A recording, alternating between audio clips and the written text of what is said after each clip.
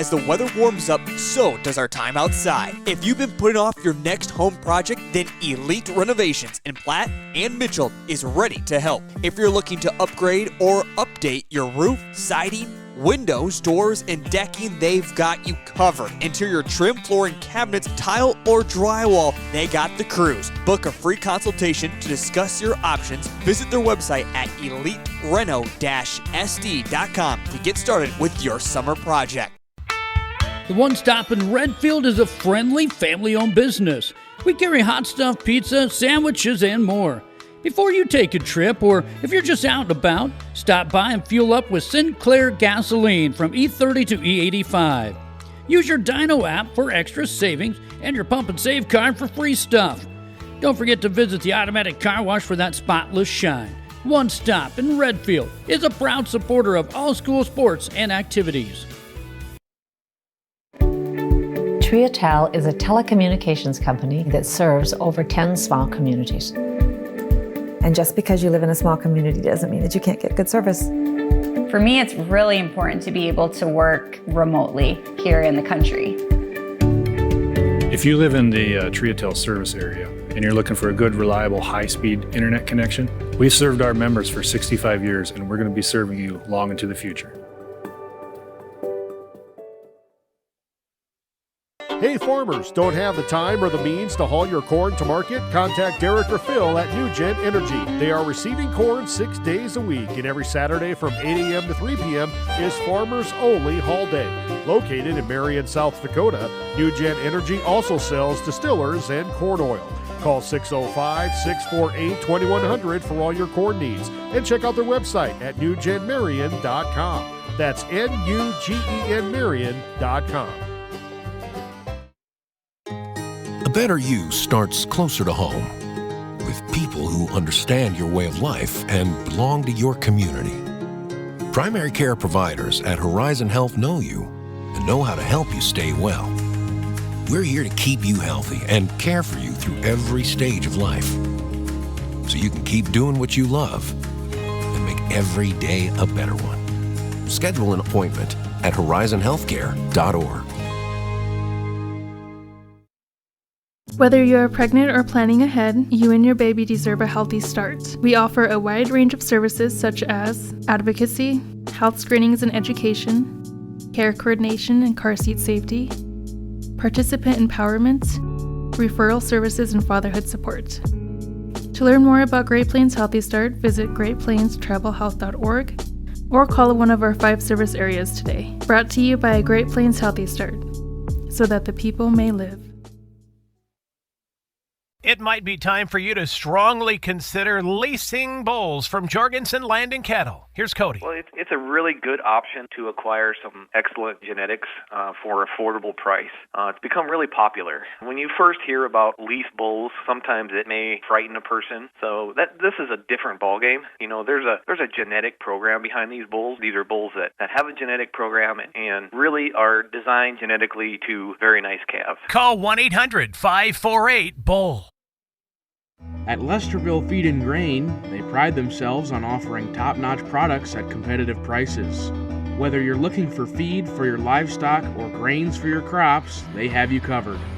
And with their market bids, you can rest easy knowing you're getting the best deal possible.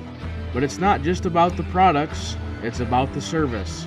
Their knowledgeable staff is there to help answer any questions you may have and provide expert advice to help you succeed in your farming endeavors. Shields All Sports Store is your one stop for everything outdoors, with local experts eager to guide you through the widest selection of brands. Your one stop for exercise gear to get working out or fashions for going out.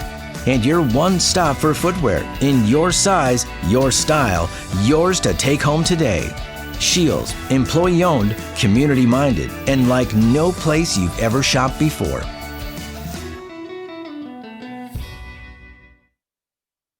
Dr. Kelly Tobin and staff at Rolling Hills Veterinary Clinic are proud supporters of high school athletics. When it comes to large and small animal health, look to Rolling Hills Veterinary Clinic. They understand how important your livestock is to you and will give you service that you can depend on. Call 539-1040. That's 539-1040. Rolling Hills is located on Dakota Avenue, across from Farm Bureau in Wessington Springs. Rolling Hills Veterinary Clinic. Being a part of a community means sharing the history and future of the people all around you. For 115 years, First Fidelity Bank has been doing just that, helping you get the most out of life by providing the services and tools you need, the conveniences and technology you want, and the friendly faces you expect. So you get everything you need right here in the place you call home. Now and for many years to come. First Fidelity Bank. The heart of farming season is coming up, and Caton International is your HIH dealer in Crofton, Nebraska. Caton International offers top-notch parts and service to keep your equipment running smoothly all season long. Their team of experts is there to help with any maintenance or repairs you may need, so you can focus on what you do best, farming. And don't forget to check out their website for the latest deals and promotions. Whether you're in the market for a new piece of equipment or just need some replacement parts, Caton International has you covered. We travel in packs. Fearless first-timers and go-getters. Sightseers and mudslingers. Trail conquerors and adrenaline junkies. We believe great rides deserve great company. And wherever the ride takes us, there's always room for one more. Experience the enduring legacy of Castlewood Farms Elevator, a farmer-owned cooperative that has served the ag community for more than a century. Dedicated to enhancing efficiency and offering superior services, they provide a comprehensive range of crop nutrition, protection products, commercial fertilizer, and livestock feed. Visit CastlewoodElevator.com or give them a call today. Your ultimate destination for agriculture needs is Castlewood Farmers Elevator. Discover a piece of Americana at Cohn's Corner, a renowned 1920s rural gas station turned firearm haven in the upper Midwest. Since 2004, their updated store has preserved nostalgia with gas pumps and snacks for travelers alongside a selection of 2,500 firearms. Purchase in-store or through Charlie for global delivery. They buy single guns, entire collections, and offer trades. Whether you're a collector or looking to sell, they've got you covered. Cohn's Corner, proud sponsor of Castlewood Youth Athletics and Events. At Heartland State Bank, our customers are at the center of everything we do. Heartland State Bank is a family-owned community bank and here for you. We have an experienced lending staff for fast, local decisions. Heartland State Bank offers competitive rates and is proud to provide uptown services with a hometown touch. With 4 locations in Redfield, Tulare, Wessington, and Highmore, we aspire to support the communities we live and work in. Heartland State Bank, member FDIC. It may seem like the smallest town in South Dakota, so how could it have everything you need when you may find yourself in the middle of nowhere? But at Canova Service Center, whatever you may need in the middle of nowhere, that's where they are. Fencing, lumberyard, hardware, oil changes, tire sales, and repair. Rental equipment, feed bunks, cattle shelters, convenience store, and more. So no, you're not in the middle of nowhere. It's the Canova Service Center. We're your local one-stop shop. This is Angela, owner and operator of Amcoda Farm and Home Center. From the DIYers, fixer-uppers, to contractors, we have what you need to get the job done. Building supplies, Valspar paint, and tools, Crystal X tubs, fencing supplies, and bog boots for your farm needs. We know how busy life can get. We offer delivery to make your life easier. Amcoda Farm and Home Center on Dakota Avenue in Wessington Springs. Big city value. If you love being outside, solving problems, and working with your hands, apply now at James Valley Landscape Solutions.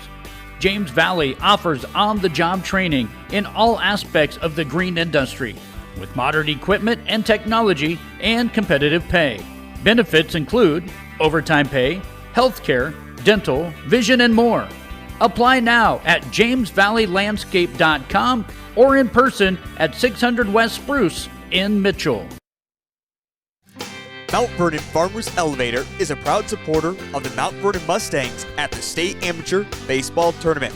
Mount Vernon Farmers Elevator has been servicing the Mount Vernon area for over 75 years. See them for your agronomy and feed needs no matter the farming season. They will take care of all your grain handling needs as well. Mount Vernon Farmers Elevator would like to wish the Mustangs and all the teams best of luck at the state tournament. Lucky for us, life is full of choices, big and small. They define us, make us who we are. And when it comes time for you to choose, a car, home, your next big adventure, or start a new business, Farmers Union Insurance has the variety of coverage options to protect each perfect moment. Farmers Union Insurance. Contact your local Farmers Union Insurance agent today. Each family's needs are different and special. Will Funeral Chapel will listen with sensitivity, answer all questions, and respect your choices. The Will Funeral Chapel staff can assist you in planning and coordinating all the details. They will explain all the different options to make you feel at ease and most comfortable with all the decisions. Find out more by visiting their website at willfuneralchapel.com. Their sincerest hope is that you and your family will be comforted by their efforts. Are you in need of high-quality lumber for your next project? Looking for top-notch agronomy services to keep your crops thriving? Need a reliable source of propane and fuel for your home or business? Look no further than Tabor Lumber Co-op. Whether you're a seasoned contractor or a DIY enthusiast, Tabor Lumber Co-op has everything you need to get the job done right. And with their competitive prices and top-notch customer service, you'll be glad you chose Tabor Lumber Co-op for all your lumber, propane, and agronomy services. Do you have a pest problem? Got bats, ants, termites? Family owned and operated, Olson's Pest Technicians have had over 50 years experience taking care of pest problems in places across South Dakota, Nebraska, and Iowa. Utilizing brilliant methods such as Centricon bait stations for termites and Vicane treatment for bed bugs.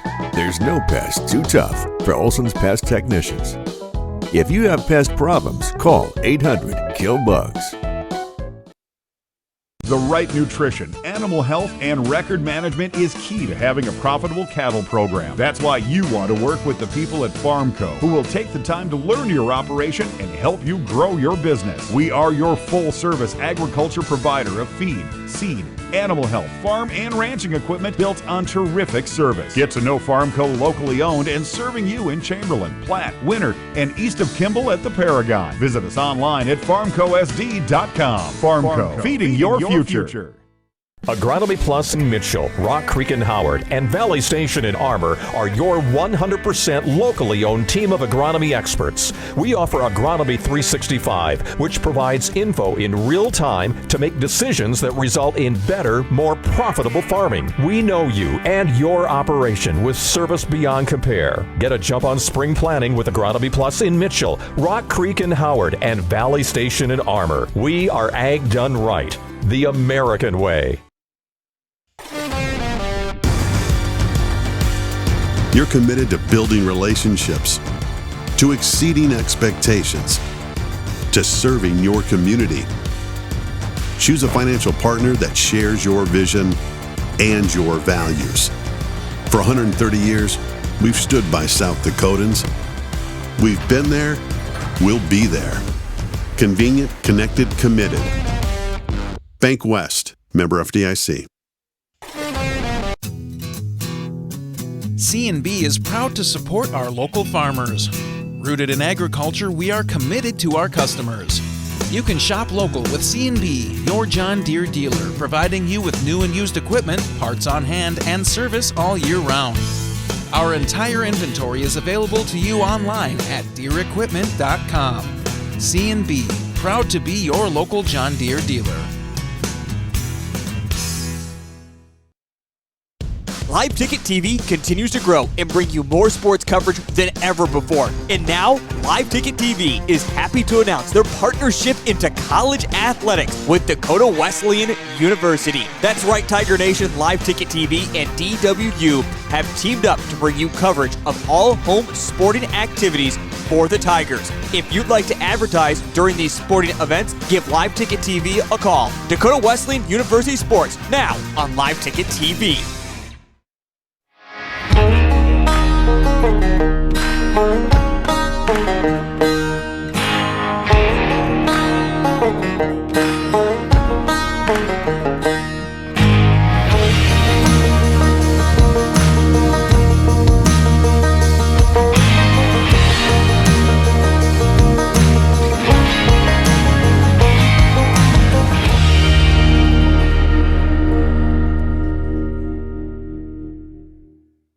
B&S Services LLC is your locally owned repair service center. We specialize in full-service automotive, semi-trailer and small engine repair, along with tire services. Repair services range from a simple oil change to sharpening mower blades to a more complicated electrical diagnosis. Located at 38058 South Dakota Highway 34, look for us on the hill heading west out of town. Phone Cody Barber 605-350-4293 and Arian Schooler 605-770-9398. B&S Services LLC is a proud sponsor of Wessington Springs Spartans Athletic. Dimock Cheese has been making handmade artisan cheese for over 90 years and has over 25 flavors of cheese. Stop by the store for sampling of all the cheeses. The store also offers several South Dakota-made products. And at the store, find Remedy Brewing on tap. Dimock Cheese offers gift boxes and fundraisers are available. To find out more, go to the website, DimockDairy.com, or call 605-928-3833. And don't forget to check your local grocery store for their premium cheeses and cheese spreads. Dimock Cheese. You are a dynamite contractor. Your younger brother Gary is a slightly less dynamite contractor. But together, you make Mom proud. Look at you two. And look at your crew. Brenda the Calculator Cutler, Bill the Drill Robinson, and then there's the new guy. New guy struggles with stairs, and that'll cost you. Lucky for you, you have IMT Business Insurance. Learn more at imtins.com. Be worry-free with IMT. Advanced Sunflower is your locally owned and operated sunflower processing company that buys all types of sunflowers for the edible and bird food industries.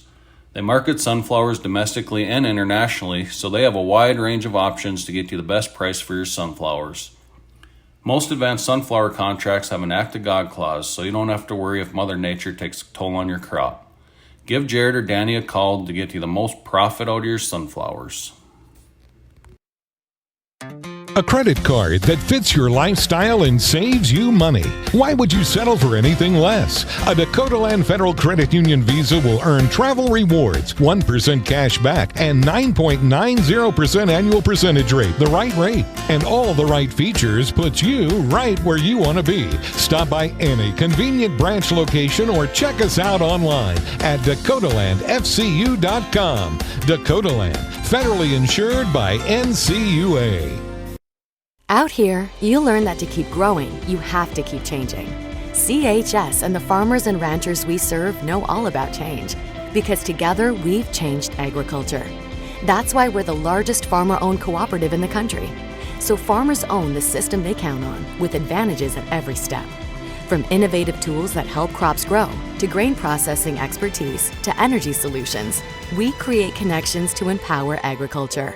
Learn more at chsinc.com. Burke Livestock Auction is a family-owned livestock.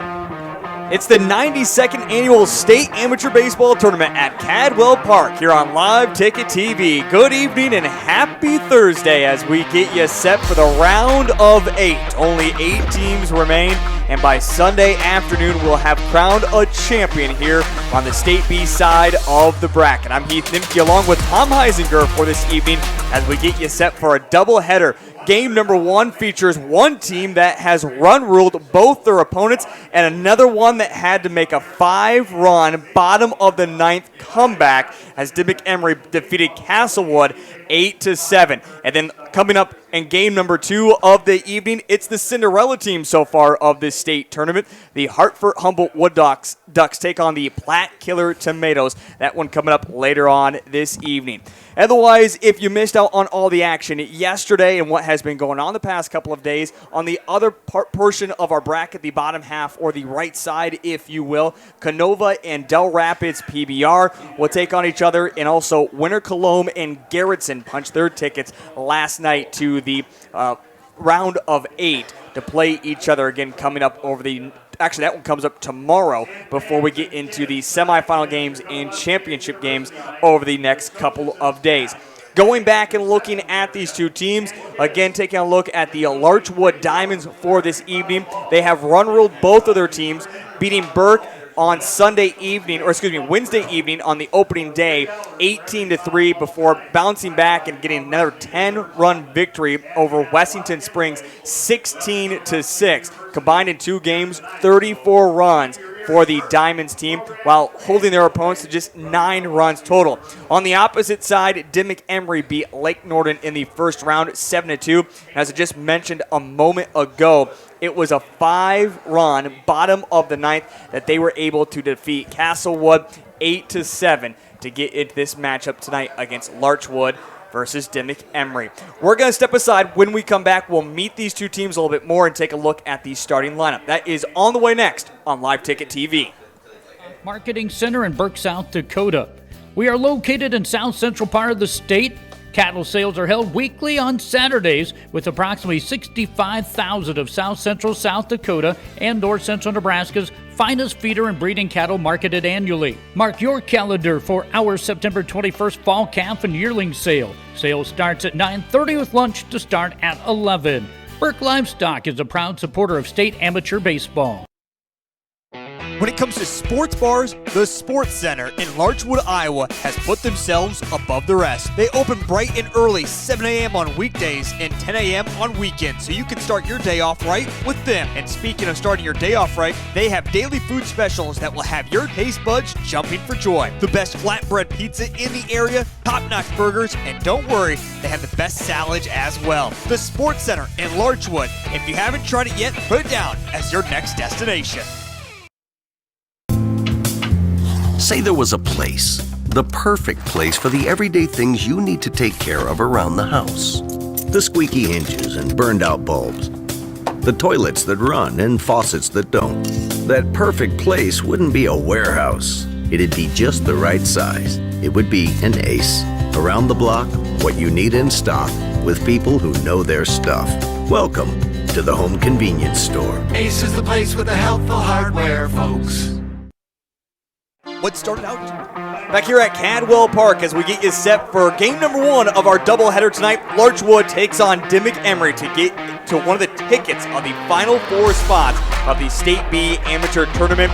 We'll have more State B action for you tomorrow, and we'll also welcome the Class A teams that will take on each other over in Drake Field. We'll also have one matchup at Cadwell Park before they all come to Cadwell Park on Saturday afternoon and Saturday evening. All right, let's meet these two teams, the Larchwood Diamonds and the Dimock-Emery Raptors for our matchup. First, we'll begin with the Larchwood Diamonds, the only team that remains that's outside the state of South Dakota, coming with a record of 19-5 overall.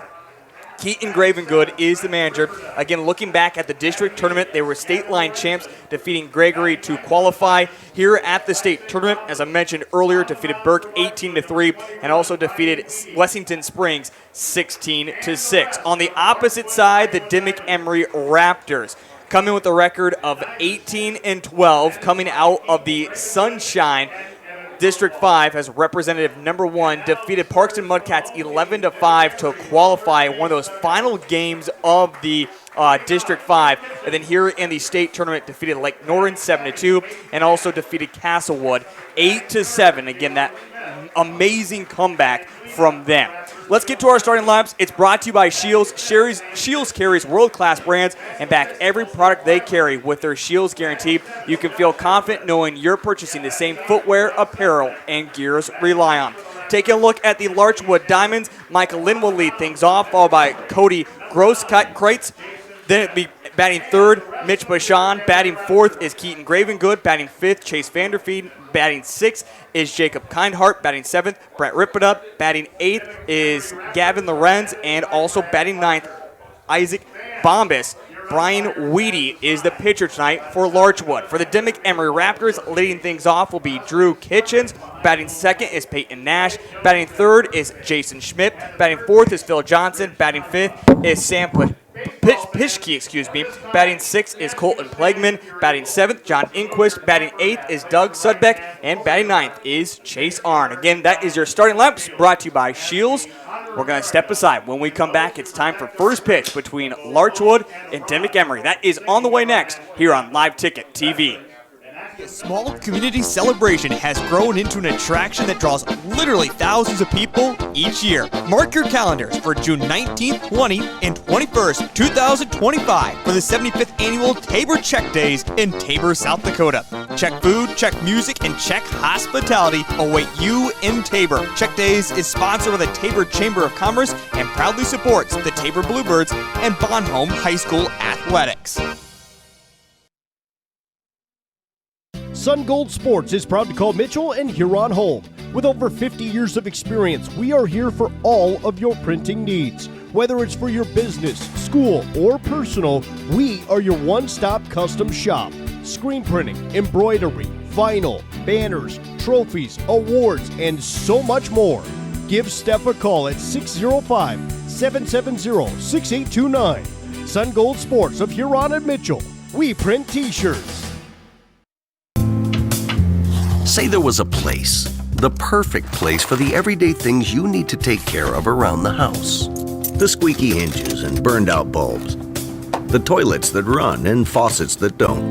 That perfect place wouldn't be a warehouse. It'd be just the right size. It would be an Ace. Around the block, what you need in stock, with people who know their stuff. Welcome to the Home Convenience Store. Ace is the place with the helpful hardware, folks. Prairie Valley Farm Charolais is located in Platte. Since 1980, David has worked with his father, family, and hired men to provide bulls with the best health, management, selection, and genetics to produce a quality product to meet the customer's needs. Mark your calendar for their annual bull sale on the second Saturday of April. Check out their website at pvfcharolais.com or give David Mason a call for more information. Prairie Valley Farm Charolais is a proud supporter of all Black Panther school activities. Remember, U.S. beef, it's what's for dinner. Back here at Cadwell Park, as this is the pregame show, brought to you by Olson's Pest Technicians, offering dependable pest control services for both residential and commercial properties. Their services extend throughout South Dakota and the upper Midwest. Today's pregame show is also brought to you by Farmers Union Insurance. For more than 65 years, they have been ensuring a brighter tomorrow by investing in the rural communities while protecting what matters most to you. Again, game number one features the Dimock-Emery Raptors taking on the Larchwood Diamonds. It seems on paper that this could be another big victory for the Larchwood Diamonds, but this is a salty Dimock-Emery team.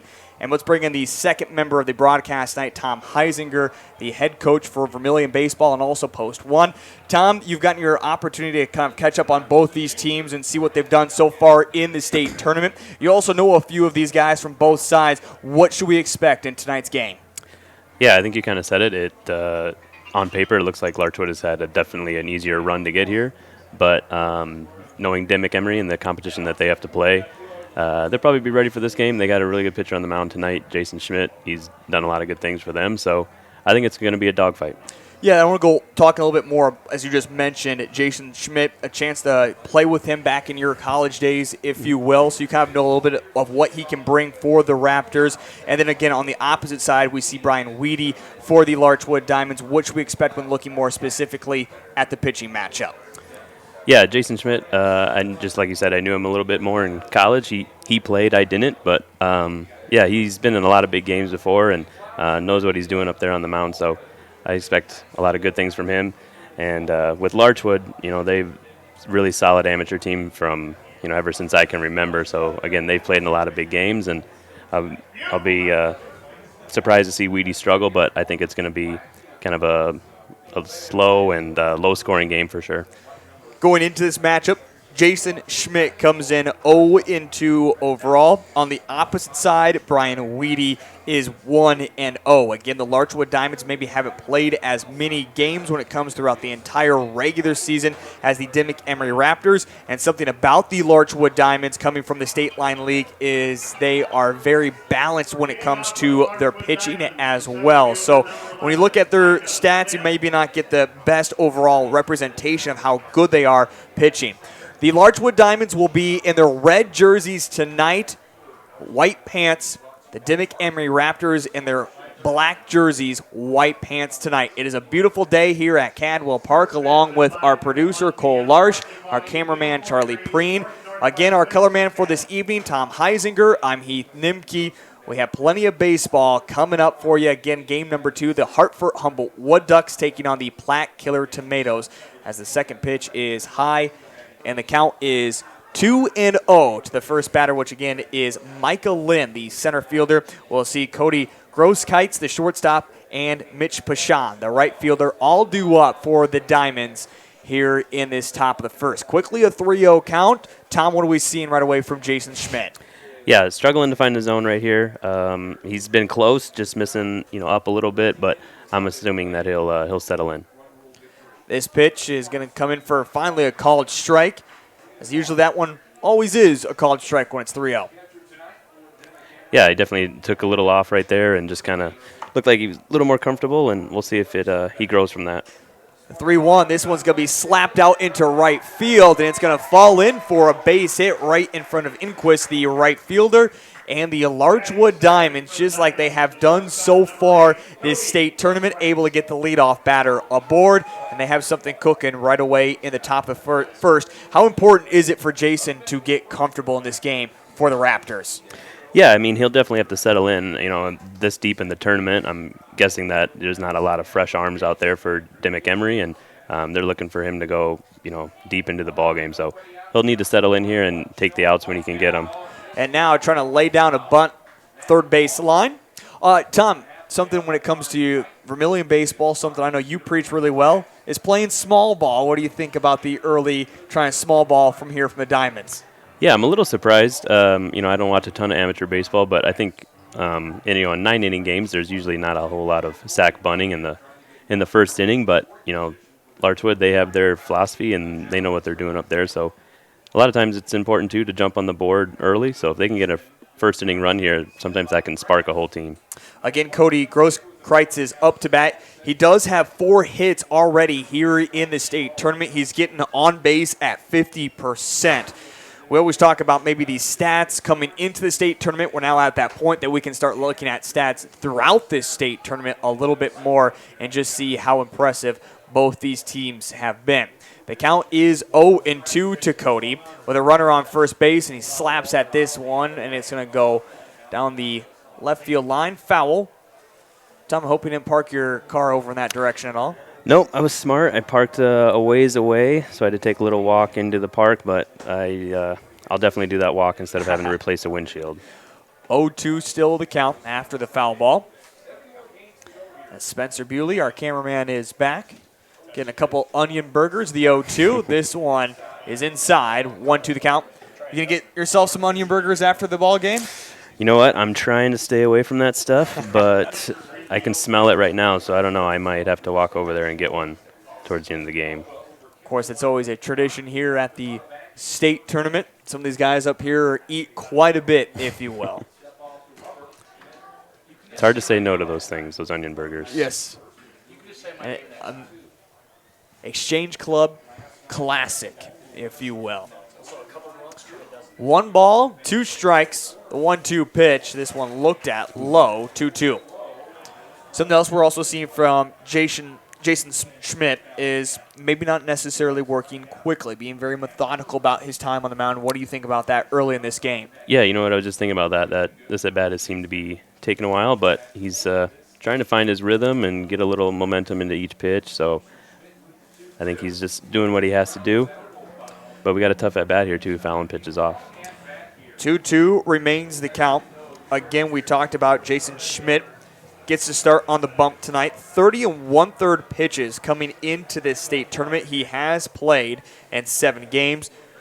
According to Game Changer, he's actually credited as 2-2, which is a little off from what the program. We'll go through what Game Changer says. He's throwing 28 strikes this season and a 5.0 ERA. And now a line up the middle, and this one a double play, and there's 2 away here in the top of the first as we check it out on the instant replay.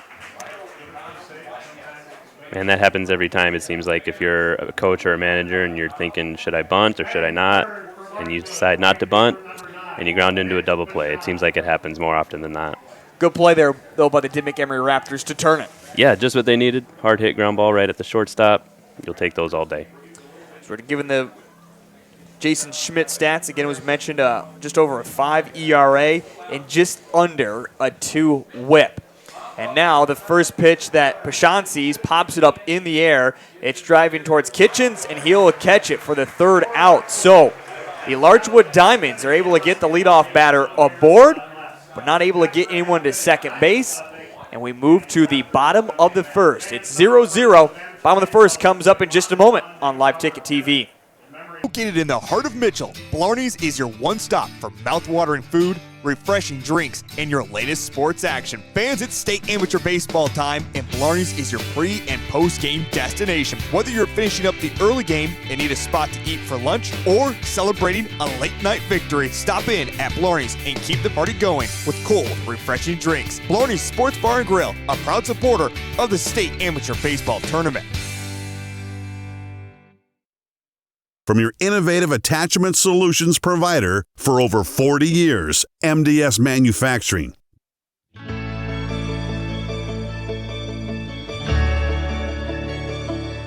One of a kind, revolutionary, game-changing. MDS doesn't make the loader, MDS makes the loader better. As the weather warms up, so does our time outside. If you've been putting off your next home project, then Elite Renovations in Platte and Mitchell is ready to help. If you're looking to upgrade or update your roof, siding, windows, doors, and decking, they've got you covered. Interior trim, flooring, cabinets, tile, or drywall, they got the crews. Book a free consultation to discuss your options. Visit their website at elitereno-sd.com to get started with your summer project. Back at Cadwell Park as we get set for the bottom of the first inning as the Dimock-Emery Raptors will step up to bat. I believe it's the first time this season that at least the state tournament, that the Larchwood Diamonds have not put up a run in the first inning. They have been so threatening so far this state tournament. Again, they have run-ruled both the teams they have played this season, combining for 34 runs in their first two games. Weedy throws one right over the middle. It is out into left center field. Great speed there by the center fielder, Micah Lynn, for out number one for the Larchwood Diamonds. Again, starting on the bump is Brian Weedy. We saw maybe not a lot of pace on that ball. Tom, what did you think of his first couple pitches in? Yeah, just seeing a few pitches. He kind of looks like that classic left-handed, I'm going to throw pitches down in the zone and, try to get you out, get your timing off and trying to hit ground balls and weak contact and stuff like that. So kind of excited to watch this guy throw. I say it can really be hard to really calculate if you're a batter and what to expect. Again, it just doesn't seem like he's throwing a lot of junk, if you will, and this one's going to run inside and hit Peyton Nash. And Schmidt will step up to bat. Schmidt, as we mentioned, is pitching. But how about we flip the side of this and take a look at his batting average so far. He's gotten 24 hits, 2 home runs. And again, great performance from him. Batting average of 400 throughout the state tournament and regular season. And a runner on board. His first pitch is outside, 1-0 the count. What did you think of that one in the zone? You thought that one might be in there for a strike? Yeah, it looked like it to me. It looked like he tried a curveball and hit the corner. I think he did call it a strike, though. Did he? I apologize. He did. Yes. 0-1 the count. This one, he says, it's outside, 1-1. So again, runner on first base with 1 out here in the bottom of the first. Again, this pitch, the one that's outside, 2-1 the count. Hey, I want to give a huge shout out as well to the crew over at Sports Center, including Maxie, Kendra, Rebecca, and Brittany. I know it's a packed house over there at the Sports Center in Larchwood as they're enjoying this broadcast. They've been enjoying their baseball as well. The Diamonds have certainly put on a show, and I know they're always having a great time over at the Sports Center anytime the Larchwood Diamonds are participating in the state amateur baseball tournament. We want to say a big thank you to Sports Center as well, being one of our sponsors throughout the broadcast here at the state tournament. So hello to everybody, and thanks for tuning in over in the state of Iowa. The count is full. The payoff pitch with a runner on first, and this one's low, and he'll put runners on first and second. So after a quick pop out for out number 1, hit by pitch and a walk, your thoughts on Brian Weedy and what we've now seen from him? Yeah, if I was coaching this team, I'd be a little nervous right now. A lot of big innings start with walks and hit by pitches. But can't do anything about that now. He's got to find a way to get back in the zone and see if he can get us a ground ball away, see if he can double play out of the inning. And now another one that comes inside and will hit Phil Johnson. So he's hit his second batter. So hit by pitch, walk, hit by pitch. Bases are all of a sudden loaded, as now we see Sam Pischke, the second baseman, will step up to bat. Tom, you said as a manager you would be nervous. You are a manager, so now bases loaded. Mm-hmm. How nervous are you? Are you for the Diamonds? Yeah, I'm a little interested to see how they're going to play this defensively, if they're going to bring the whole infield in or maybe play middle back, trying to get that inning-ending double play. Early in the game, looks like they're playing with their middle infielders back. I would definitely do the same. Trying to take an out, especially with – I'm used to 7-inning games. This is 9-inning games, so you got a little more time to play with here. But, yeah, trying to find a way out of this inning. Swing and a miss there, and now the count all of a sudden 0-2. Again, Pischke is up to bat here for the Dimock-Emery Raptors. If we avoid the double play, Plegman, the catcher, will step up next for the Dimock-Emery Raptors. Again, bases loaded, the 1-1 count, and this one in for a called strike as he paints the corner once again. We've seen Weedy do a great job of hitting that corner spot. Yep, he's definitely trying to hit that corner, which is exactly what pitchers want to do. And he's doing a good job of nibbling on that strike zone. 1-2, and this one popped up. It's going to be in foul territory. Grevengood will chase after it, and this one off the glove and dropped, as it looked like it was going to be caught by Keaton there, the first baseman, but drops it, and they'll do it once again. Now, Dimock-Emery, you got to try to make that one hurt.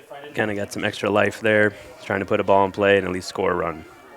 Again, Pischke is up to bat when taking a look at RBIs so far this season. He has 27 of them. So a good guy to have up at the plate right now and drive somebody in, or maybe even drive a couple in. Fouls this one off, and the count is 1-2. Weedy up to now 16 pitches here in the bottom of the first inning. The 1-2, and this one in for a called strike. It's the first strikeout. Pischke disagrees as he walks off, but he'll now have Colton and Plegman, the catcher, that will step up to bat. So check it out here in the instant replay. Tom, what do you think? I would have to agree with the umpire on that one. I think that was right on the corner, and as a hitter, you're trying to put the ball in play with 2 strikes, but might have just got fooled on some late movement there. So bases are loaded. Again for the Dimock-Emery Raptors. So now on the opposite side, how important is this for the Raptors to come at least away with a run? Yeah, these innings can be kind of tough too. If you load the bases and end up not scoring a run, it's almost like sometimes the air is kind of let out of your sails because you feel like you got a big inning maybe started, but walk away with nothing sometimes can be tough and definitely frustrating. Again, bases are loaded for the Dimock-Emery Raptors. They have not gotten a hit, though, here in this bottom of the first. If you're just tuning in, hit by pitch, a walk, and then a hit by pitch is what's loaded up the bases for the Raptors. The 3-0 right down Broadway, 3-1 the count. I'm thinking that he might be taking again here. 3-0 count, and now it's 3-1 with bases loaded. I think he might be taking one more pitch. And now it will be a step out for Colton for just a moment to regather himself and now dig back in. 3-1 the count, 2 outs, bases loaded. The 3-1, this one popped up in the air. Keaton in foul territory once again, and he's going to redeem himself and get the pop out to end the inning. So the Dimock-Emery Raptors, courtesy of a couple hit by pitches and a walk, load the bases but cannot execute a run, and we're scoreless as we head to the top of the second. The inning was brought to you by Dakota Land Federal Credit Union. They're a full-service financial institution taking pride in serving its members. They offer savings accounts, checking accounts, credit cards, and Advantage ATM and debit cards. It'll be Keaton Grevengood, Chase Vanderfeen, and Jacob Kindhart. They're all due up to start the second inning. That's on the way next on Live Ticket TV. The One Stop in Redfield is a friendly, family-owned business. We carry hot stuff, pizza, sandwiches, and more. Before you take a trip, or if you're just out and about, stop by and fuel up with Sinclair gasoline from E30 to E85. Use your Dino app for extra savings and your Pump and Save card for free stuff. Don't forget to visit the automatic car wash for that spotless shine. One Stop in Redfield is a proud supporter of all school sports and activities. Triatel is a telecommunications company that serves over 10 small communities. And just because you live in a small community doesn't mean that you can't get good service. For me, it's really important to be able to work remotely here in the country. If you live in the Triatel service area and you're looking for a good, reliable, high-speed internet connection, we've served our members for 65 years and we're going to be serving you long into the future. Hey farmers, don't Come out of the commercial break there from Triotel, and Triotel is a proud sponsor of the Dimock-Emery Raptors. It's the top of the second. Bases were loaded for the Dimock-Emery Raptors without getting a single hit. Again, a couple hit by pitches and a walk that loaded up the bases with one out. But the Raptors come away with 0 as we head to the top of the second. Keaton Gravengood, the first baseman, will lead things off. Tom, good redemption there for Keaton to end the inning after he dropped one earlier in foul territory. Yeah, did a really good job of making the next play. Sometimes you can get hurt dropping those things, but Weedy did a good job too, I thought, of kind of settling in and working himself out of trouble with a couple of hits Batman and that kind of thing. But, yeah, found a way to pound the strike zone and get out of it. So we see Keaton put one right down the middle and get aboard. Want to take a quick look back at what Keaton has done so far here at the state tournament. As again, that was his 10th plate appearance and his 6th hit. So batting a .600 so far in this state tournament.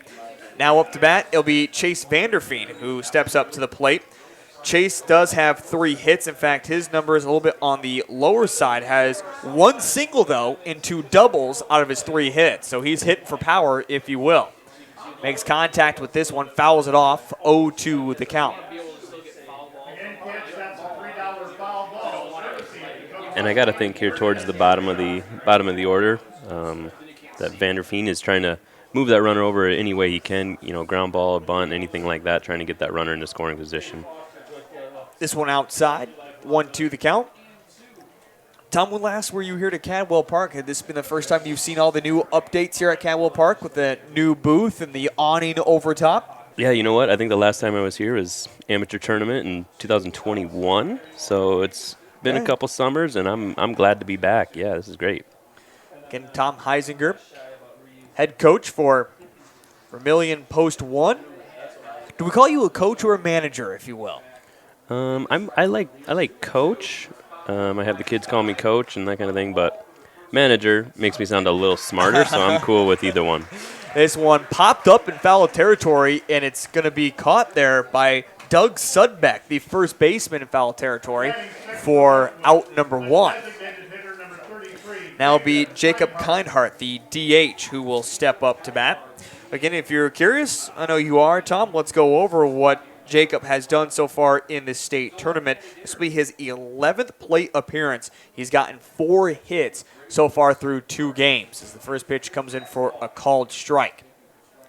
Kind of sounds like a lot of these Larchwood Diamonds have had a good state tournament so far. You know, I think a combined 34 runs would certainly indicate they've had a really good state tournament, and they have not played 18 innings, if you will. Right. They've had a couple early ones. They got victory the first round against the Burke Bombers, 18-3, and then beat Wessington Springs 16-6. And their second game to get to this final 8. Fans, don't forget game number 2 of the evening pits the Cinderella team, the Hartford Humboldt Wood Ducks, against the Platte Killer Tomatoes. 1-2 the count here to Kindhart. The runner on first and puts this one into foul territory, right into the netting. Towards the news reporters over there. It's like Kellerland, Dakota News is getting their game highlights for the evening to put on the news.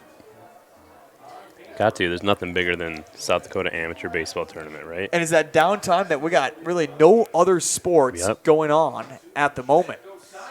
I think the only really big other sport you can report on at this time is training camp for college football, if you get into that. Yep. Otherwise, the Little League World Series is going on, and Sioux Falls, South Dakota is representing the Midwest, which they seem like they've been doing that the past couple of years now. And this one in for a called strike. Kindheart has a few kind words to the home plate up on disagreeing with that strikeout, as it's a slow walk back to the dugout, as now Brent Ripida steps up to bat, the catcher. Seemed like he might have got a call there. It looked like a couple inches off the plate to me, but you also got to be protecting with 2 strikes. Again, runner on first base as Brent, the catcher, steps up for the Larchwood Diamonds. What does that mean for maybe people turning into the baseball broadcast for the first time or trying to learn this? Protecting. What does that necessarily mean as the hitter? Yeah, with 2 strikes, you only got 1 more strike to work with. So we try to tell kids that you got to expand the strike zone. So if anything close to you thinking it's a strike, you got to put the ball in play. Maybe not even put your best swing on it, but at least with the ground ball, you have a chance to advance the runner, or anything like that can happen. You want to make the defense make a play. But when you're watching strike 3, the defense doesn't have to do much. The 2-0, and this one is inside, and now the count is 3-0. Again, final 8 teams here on the State B side. Other teams include Canova, Del Rapids, PBR, Winter Cologne, and Garrettson. The 3-0 in this one is in for a called strike.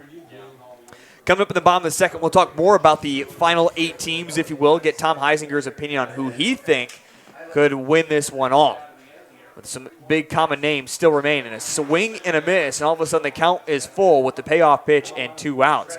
Again, for the Larchwood Diamonds, they have gotten a hit in both innings, but have never put in a runner further than first base. The 3-2, this one, swing and a miss. It's back-to-back strikeouts for Jason Schmidt there, and that will end the top of the second. We head to the bottom of the second, where that inning will be brought to you by James Valley Landscape. We're back in just a moment here on Live Ticket TV. The time or the means to haul your corn to market? Contact Derek or Phil at New Gen Energy. They are receiving corn 6 days a week, and every Saturday from 8 a.m. to 3 p.m. is Farmers Only Haul Day. Located in Marion, South Dakota, New Gen Energy also sells distillers and corn oil.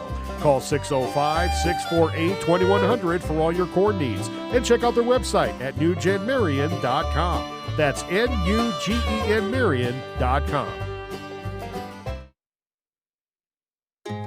A better you starts closer to home, with people who understand your way of life and belong to your community.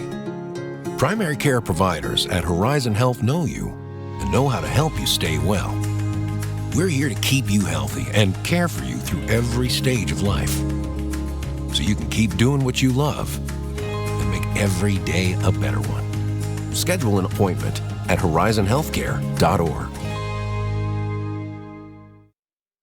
Whether you're pregnant or planning ahead, you and your baby deserve a healthy start. We offer a wide range of services such as advocacy, health screenings and education, care coordination and car seat safety, participant empowerment, referral services, and fatherhood support. To learn more about Great Plains Healthy Start, visit greatplainstravelhealth.org or call one of our 5 service areas today. Brought to you by Great Plains Healthy Start, so that the people may live. It might be back here at Cadwell Park as we move to the bottom of the second inning. It's brought to you by James Valley Landscape. Their landscape professionals bring your outdoor vision to life, transforming the exterior of your home or business with low maintenance, high quality plants, and hardscape materials. Trying to lay down a soft bunt is Inquist, and it's going to go just foul. Tom Heisinger likes laying down good bunts. Oh, man, that was almost a beautiful thing. That bunt just spun foul. We like them just foul or just fair, and Inquist a couple inches away from having an infield single there. How much do you teach bunting when it comes to batting? Let's see. How do I teach bunting? The first step is get it down, okay, however you can, and then we can have kids get a little more greedy and try to get the ball down the line as much as we can. Yeah, it's harder than it looks, man, to get that good bunt down, but yeah, it's important. Again, Inquest and Sudbeck and Aaron all due up here for the Dimock-Emery Raptors as this one's ripped over to Keaton Gravengood and easily gets it for the second putout of the day for him by himself, and there is one away. By the way, look at both teams here. We're not really seeing any pickup players, if you will, in the lineups or even any Legion players. The only one we really see is for the Larchwood Diamonds, as they have, one pickup player or Legion player? Pickup player, yes, Isaac Bombas. Yeah, Bombas, he's a Legion player for Lennox, and I'm still having nightmares about him. He did a number on Vermilion Post 1 in the region tournament. He's a good player, good kid, and I'm not surprised to see him out there playing today. Playing over there at third base, we'll see him come up in the top of the third for the Larchwood Diamonds. Swing and a miss. We saw Brian Weedy get himself into trouble there in that bottom of the first. He gets a quick out here in the bottom of the second. What have you thought about his performance so far, now up to 28 pitches in the game? Yeah, he was off to a rocky start in the first inning, but did a good job of settling down and pounding the strike zone and letting his defense work a little bit. And, looks definitely more comfortable on the mound now. Again, he has hit 3 batters. That's been his only downfall, and this is where it can get him into trouble, as this one is blooped out into right center field. And after the hit by pitch, the first hit of the ball game for the Dimock-Emery Raptors puts runners on first and second for Aaron, the left fielder, and now Kitchens will step up to bat. Great job by the 9-hitter there to turn the lineup over, get us back to the top of the order. You got to love that from the 9-hole. By the way, I want to give you a quick little insight on the Larchwood Diamonds when it comes to the way they played so far in the state tournament. They've actually had 6 different guys pitch because they could. We'll come back to that here in just a moment as we see one out into right center field from Kitchens. And this one will bring 1 home, and on the stand-up double will bring 2 home. And the Dimock-Emery Raptor fans rise to their feet, and they lead it all of a sudden 2-0 with back-to-back hits here in the bottom of the second. Yeah, great job by Kitchens there, just hitting the ball exactly where it's pitched. Didn't try to do too much. It's a beautiful thing to see a righty hit the ball in the right center and score 2 runs. And I think it all started kind of with that single by Arn, that 9-hitter to get us back at the top of the order. So again, back-to-back hits for the Dimock-Emery Raptors, and they now lead 2-0 over the Larchwood Diamonds. So one of those runs earned, another one was hit by a pitch. And again, Kitchens now stands on second with 1 out in the bottom of the second. 0-1 the count to the new batter, that is Nash. But going back to what I was saying earlier, we have seen 6 pitches from the Diamonds. No pitcher has gone more than 4.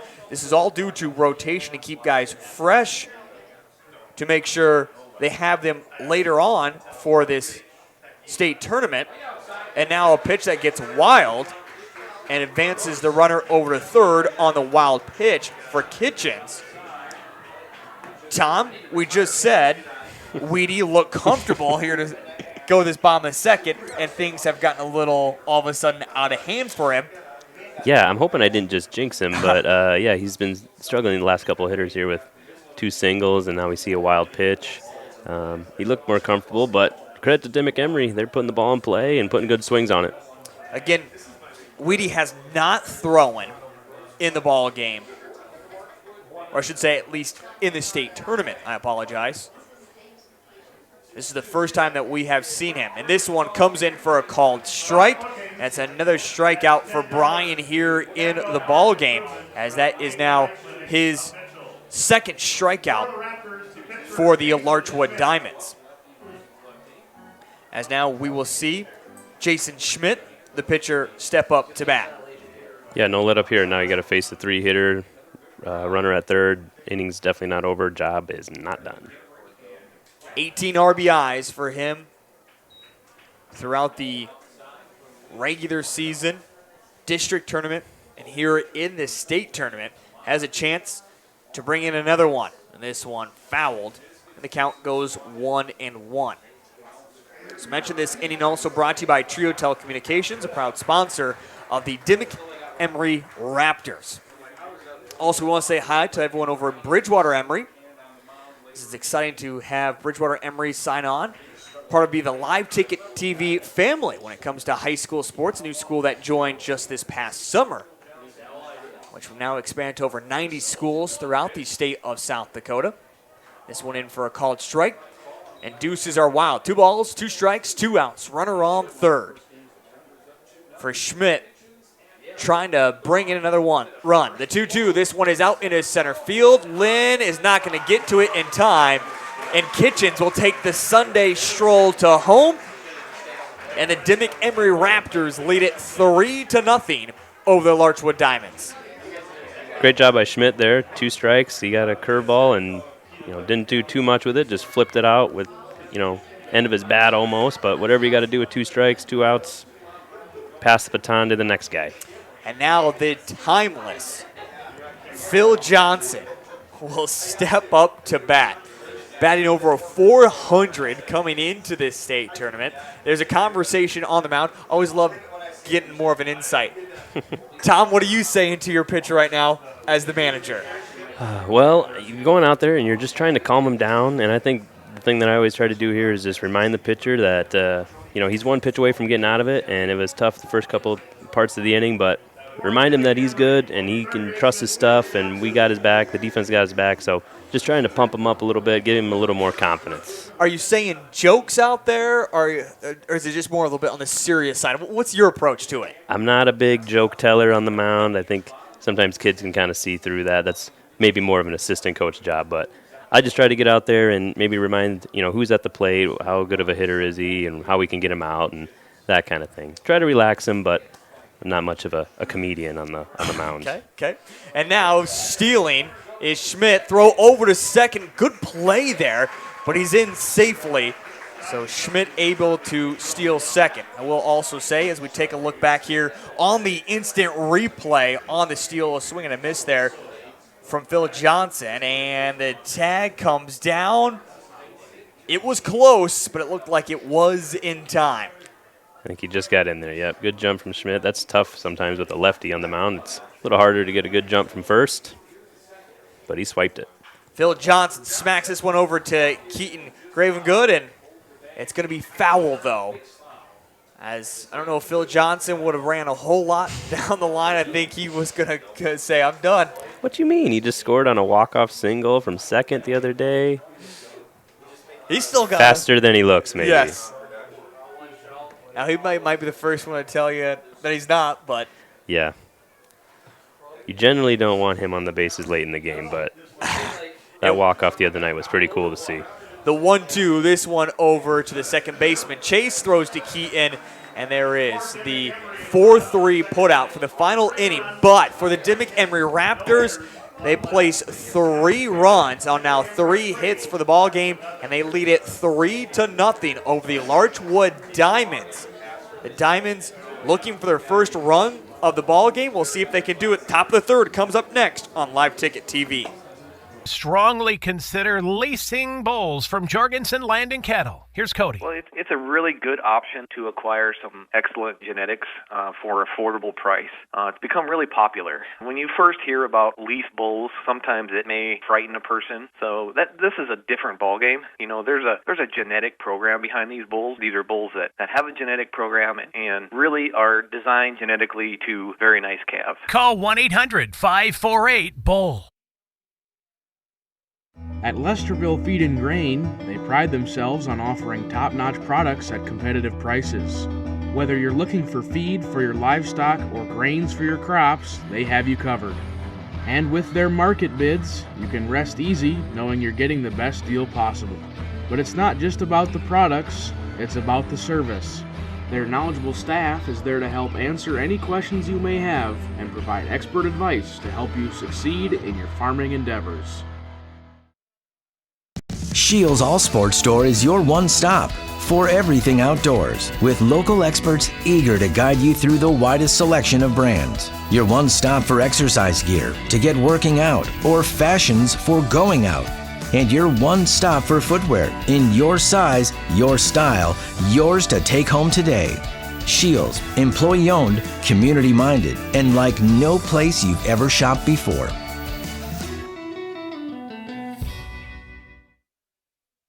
Dr. Kelly Tobin and staff at Rolling Hills Veterinary Clinic are proud supporters of high school athletics. When it comes to large and small animal health, look to Rolling Hills Veterinary Clinic. They understand how important your livestock is to you and will give you service that you can depend on. Call 539-1040. That's 539-1040. Rolling Hills is located on Dakota Avenue, across from Farm Bureau in Wessington Springs. Rolling Hills Veterinary Clinic. Back here at Cadwell Park as we enter the top of the third inning, where a team that has put up 34 runs, or an average of 17 runs so far this state tournament in just 2 games, has yet to plate one. We'll see if they can get their offense going a little bit more, as it will be Gavin Lorenzen, the left fielder, to lead things off for the Larchwood Diamonds. We'll also see Isaac Bombas before we turn to the top of the lineup and see Micah Lynn, the center fielder, all guaranteed at-bats in the top of the third. The count is 2-1 for Gavin Lorenz here in the top of the third. 2-1 the count. Schmidt fires this one in, and this one's going to be outside. Tom, what does the Diamonds have to do to get back into this? Well, I don't think you can try to do too much here. I think everything starts with a base runner, and especially these bottom of the order guys here. We got 8, 9, and 1, so 8 and 9 guys can get on and somehow be productive, move each other over, turn us over the top of the lineup. Maybe you can get one across. That's not going to help any, as Schmidt gets his 3rd strikeout of the ball game. That one a swing and a miss there for Gavin. Tonight is DWU night at Cadwell Park. I bring that up because we're also happy to have partnered with Dakota Wesleyan University for their collegiate athletic sporting events. We had our first one just on Tuesday, including men's and women's soccer and an exhibition game against Gillette College, I should say. Saw both the men and women pick up wins. However, it does not matter. It does not help their standings, if you will. It's just an exhibition game. But it was very competitive, I will say. Tom, there was certainly a lot of kicking of the bodies, pushing and shoving. Saw a couple of yellow cards issued out. So, okay, I'm not much of a soccer guy, but I'm glad that you said it was some good soccer, so that's good. 1-2, this one's fouled off. I know you're, a football guy? I'm a football guy. You're not a Vikings fan, though, right? No, okay. no. I'll say I'm a Bears fan, and I know my dad is probably listening to this game right now, and him and I spend a lot of time together talking about the Chicago Bears and watching those Bears games. So looking forward to the new quarterback we got. Yeah. Watching him on a little Hard Knocks the other night. So I'm excited for it. I was just going to bring up the Vikings. I mean, they got a new quarterback, and tough to see J.J. McCarthy already injured before the really season gets started for him. 1-2. This one, a ground ball over to the Pischke, the second baseman. Throw to first, and there is already 2 away for the Larchwood Diamonds. Is now Micah Lynn, the center fielder, who is 1 of 1 in the ball game. The leadoff batter was able to get aboard, but that was all they were able to do, really. Eventually, a double play got Lynn out at second. Yeah, good job by Schmidt there, getting the first 2 guys out. Now you can face the top of the order, a leadoff guy with nobody on. We talked about Wheaty's performance, but Schmidt, if you will, gave up that leadoff hit against Lynn, but's really settled into this game nicely as we've moved along. Yeah, definitely. He's definitely have the Diamonds a little uncomfortable at the plate and kind of off balance, and doing a good job of pounding the strike zone. I think he's really settled in. 2-0 the count with 2 outs. Top of the third, just past 6 o'clock on this Thursday evening. Looking out to deep center as we see it. There looks like there might be a little bit of some storm clouds kicking up. Those are miles and miles away, though. I don't have to worry about that at the moment. There is a chance of still potential rain in the forecast at Cadwell Park, but I don't think we're going to see anything like we saw last night, including an hour-and-a-half delay that eventually saw the final game of the evening get kicked over to Drake Field to finish things off. And the 3-1, Lynn does it again, another single out to center field. And with 2 outs, the Diamonds have a runner aboard. You like to see Lynn be super consistent already in this ball game. Yeah, 2 for 2 for that guy. It's good, though. Two outs. Anything you can do to get the next guy up. Never know what could happen. Grosskreutz is now up to bat as he is 0 for 1. Weather update, it's storming at Larch Farms. Okay, well, I guess all of a sudden things just got interesting on the weather report as there is a hard hit ground ball out into right field as this one is going to advance Lynn over to third base, and Cody is aboard with the single. Runners on the corners with 2 outs. We do bring up the Larch Farms thing because Larch Farms, 15 miles away or so? 18 southwest. So, well, Tom just gives me that look and says, we'll see what happens. And now there's going to be a conversation with Schmidt on the mound. This has got to be a simple conversation of the way we play defense at the moment. Yeah, I think it's just trying to just give him a little breather here. And, now he's facing kind of the better hitters in the lineup. So just give him a breather and maybe let him kind of catch his breath before having to deal with the 3-hitter. The top of the third is brought to you by Sun Gold Sports.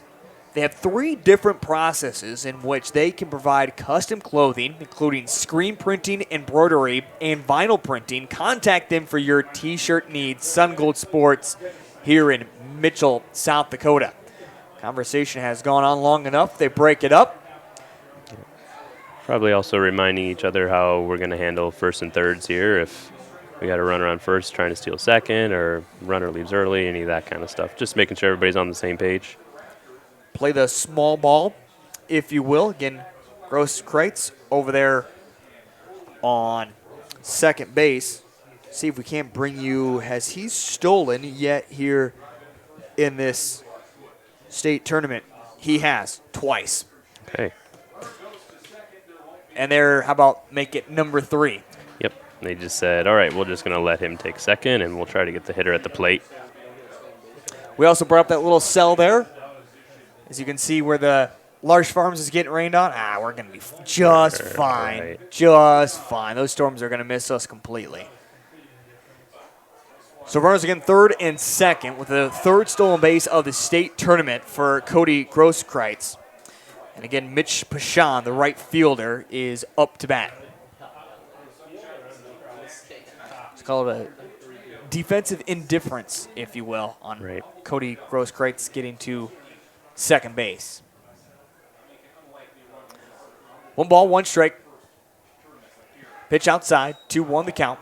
2 outs, top of the third. Dimock-Emery scored 3 runs in the bottom of the 2nd inning.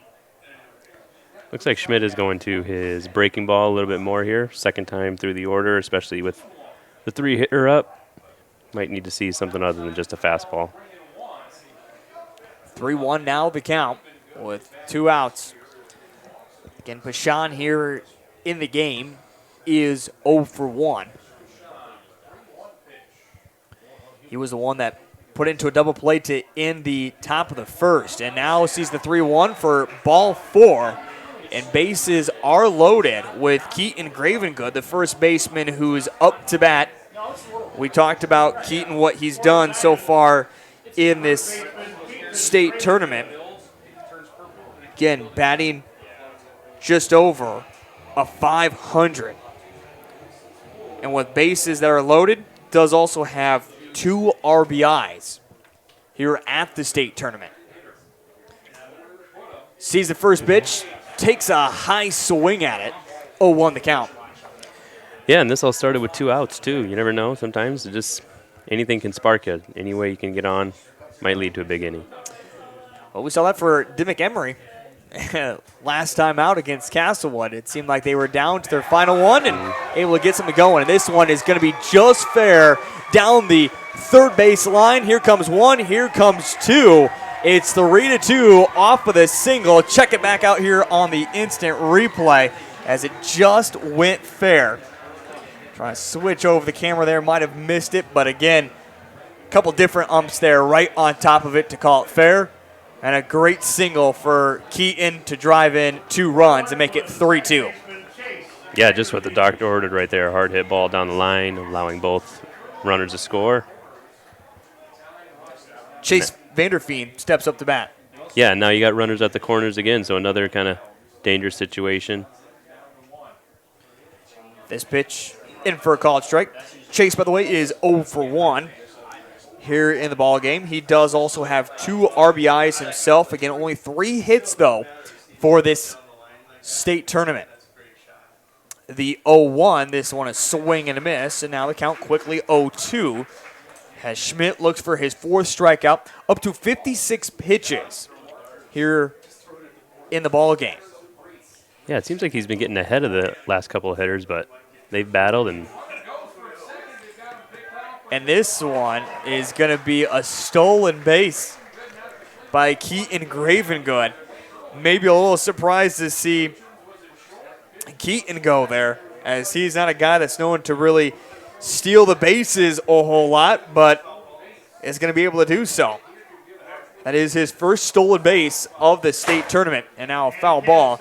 The count is 0-2.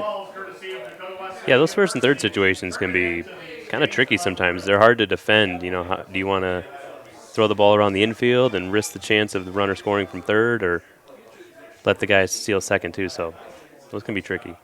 The 0-2, this one is going to be out into center field. It's popped up. Getting underneath of it is Nash, and he'll collect for out number 3. But the Larchwood Diamonds get 2. They trail 3-2 as we head to the bottom of the 3rd. That comes up here in just a moment on Live Ticket TV. Being a part of a community means sharing the history and future of the people all around you.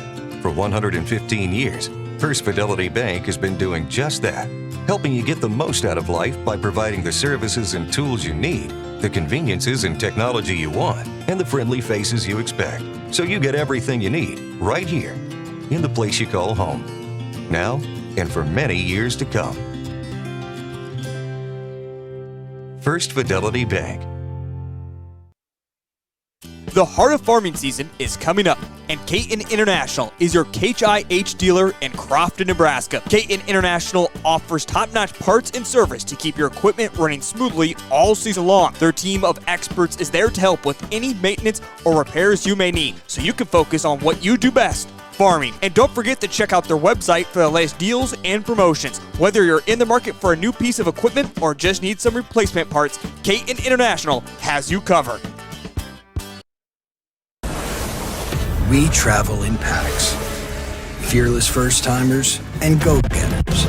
Sightseers and mudslingers. Trail conquerors and adrenaline junkies. We believe great rides deserve great company. And wherever the ride takes us, there's always room for one more.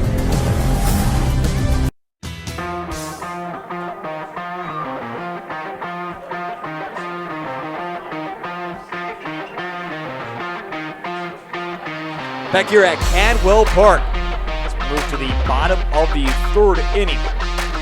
Dimock-Emery Raptors put up 3 runs in the bottom of the 2nd. As we saw Brian Weedy look comfortable to start the 2nd inning, but all of a sudden things kind of fell apart, and the Dimock-Emery Raptors were able to get 3 runs on 3 hits. 1-1 the count. This one is going to be a ground ball for Pischke. It's going to be gloved by Chase Vanderfeen, throw over to first in time.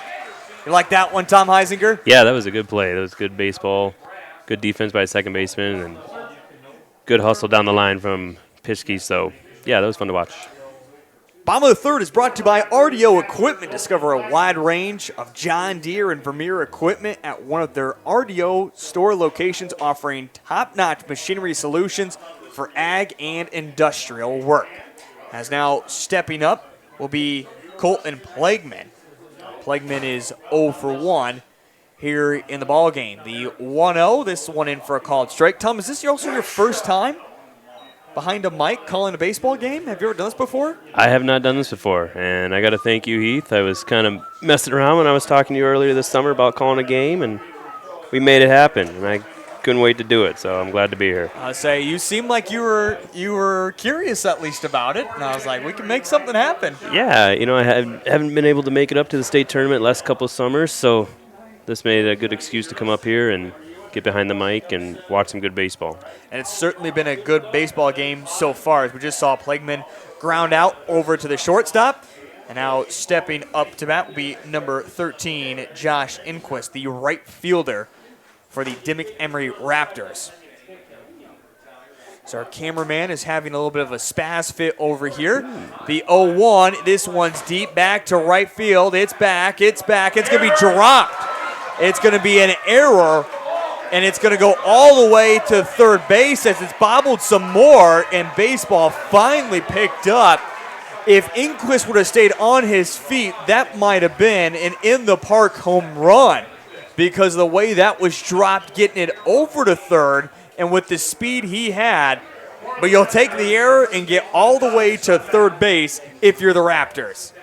Yeah, definitely an exciting play there. Inquist got into that one, almost hit it to the warning track, and found a way to get himself all the way over to third base. And, yeah, I thought we were going to have a Little League home run there for a second. So now we see one hit out into left center field as that Sudbeck that gets an RBI. And quickly 2 outs for Weedy, an error, and the Raptors capitalize. And to win ball games here at the State Amateur Baseball Tournament, that's exactly what you need to do, capitalize on the errors. Yes, when you are gifted something like that, you got to take advantage. At this point of the tournament, you're facing a bunch of good teams, so any run you can get is huge. So now, quick first pitch. Take this one is out into deep center. Tracing back. It's dropped. As this one's going to be a hit for Aaron. It's going to score 1, and going all the way to third is Aaron. And again, what looked like a shot out into right field might end the inning.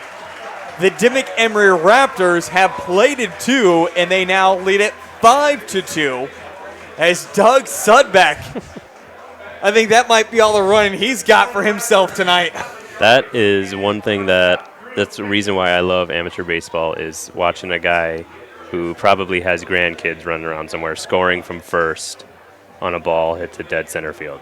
And what just a great hit as well, as that will be a triple for Aaron, the left fielder. As now stepping up to bat, it will be Kitchens. Again, this all happens just like we saw with the Larchwood Diamonds in the top of the third with 2 outs, Tom. Yeah, it's crazy. It looked like he was Weedy was cruising through the first 2 outs, and then whatever you got to do, get the next guy up, and a lot of crazy stuff happens with 2 outs. And they have both been hard hit balls, one out to right and one out to deep center. Again, here at Cadwell Park, it's not the easiest thing to hit a home run. This one's laced out into the bullpen where nobody is standing. Little kids like, I know there's a little back entrance over here. Watch out. I'm going to go get myself a $3 baseball tonight. No bigger thrill than when you're 9, 10 years old and getting a foul ball. It's a big deal back in those days. Did you keep it, Tom, or did you always turn it in for money? No, I would turn it in, try to save up for a snow cone or something like that. Snow cones, what, 25 cents back in the day? I'm going to say $1. Oh, geez. Yeah. Man, they were really getting $1 for a snow cone. 10 years ago. 10 years ago. 20 years ago, I was chasing foul balls around. Wasn't trying to age you too much there. The 0-2 now, and this one low. Check the runner over at first. Again, Kitchens is up to bat where he is 1 of 2 this evening in the ball game.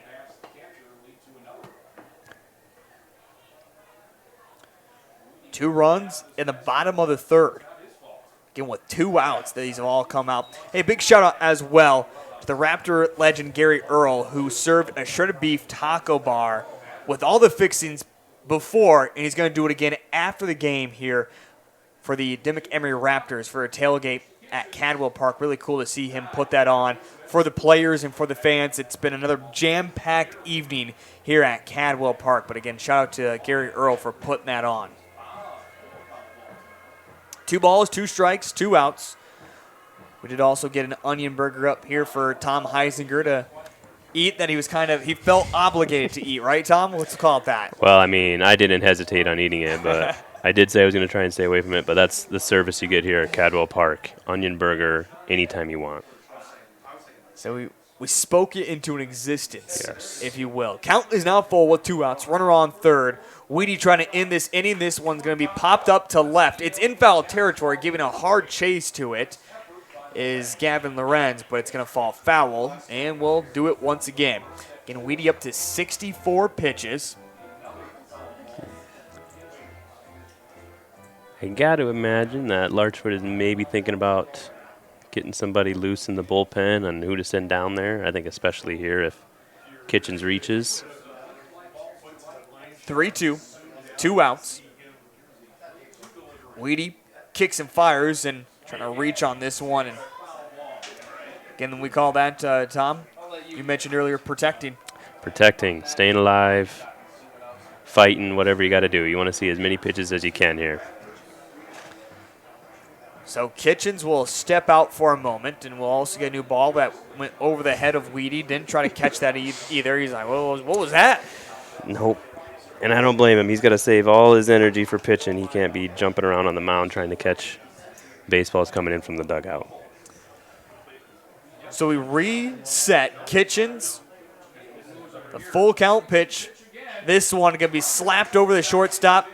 Cody throws to first, and that one is out, number 3. But with 2 outs in the bottom of the third, the Dimock-Emery Raptors are able to score 2, and they now lead it by 3 once again, 5-2. Both teams have 5 hits in the ball game.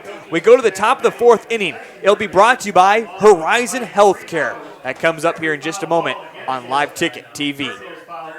Experience the enduring legacy of Castlewood Farms Elevator, a farmer-owned cooperative that has served the ag community for more than a century. Dedicated to enhancing efficiency and offering superior services, they provide a comprehensive range of crop nutrition, protection products, commercial fertilizer, and livestock feed. Visit CastlewoodElevator.com or give them a call today. Your ultimate destination for agriculture needs is Castlewood Farmers Elevator.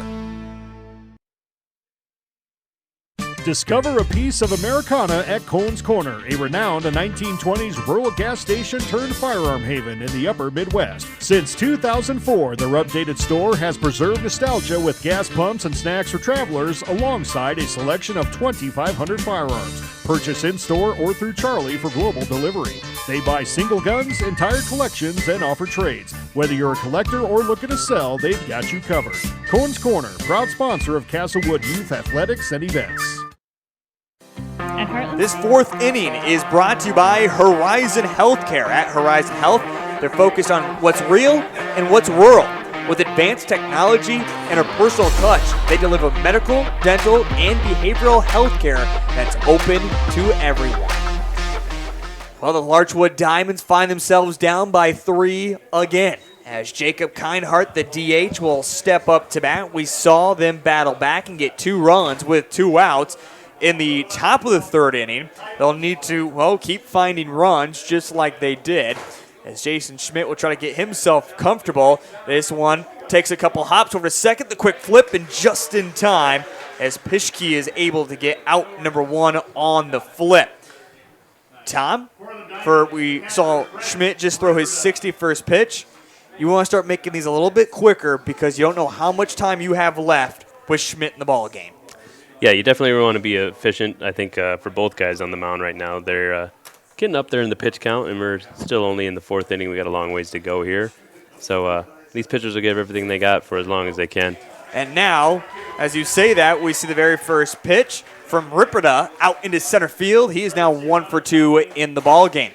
It's been a packed Dean Mender press box so far this evening. A lot of fans coming up, getting some free gear. I saw Jason Christensen carrying a huge box from Dakota Wesleyan, set it down to JVG. The announcer here and said, "Give it away, Joe." And Joe's like, "I don't know how we're going to give all this away." Everybody wants to come into the press box. You got the best seat in the house. You got air conditioning, onion burgers, snap of a finger. Not as many flies as we've seen in the past. Nope. You're right.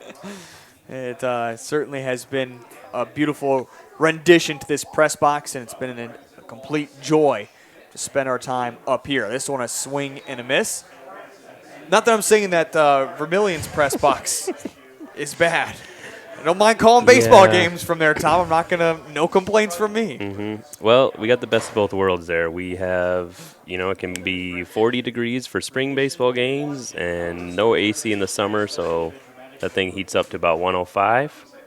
You got to make sure to have some fans going on the computer and that kind of thing to keep them cool. I will say, when you go up to the Vermilion press box, you'll either find a space heater up there or, as you mentioned, several fans. You got it all covered just in case. Yep.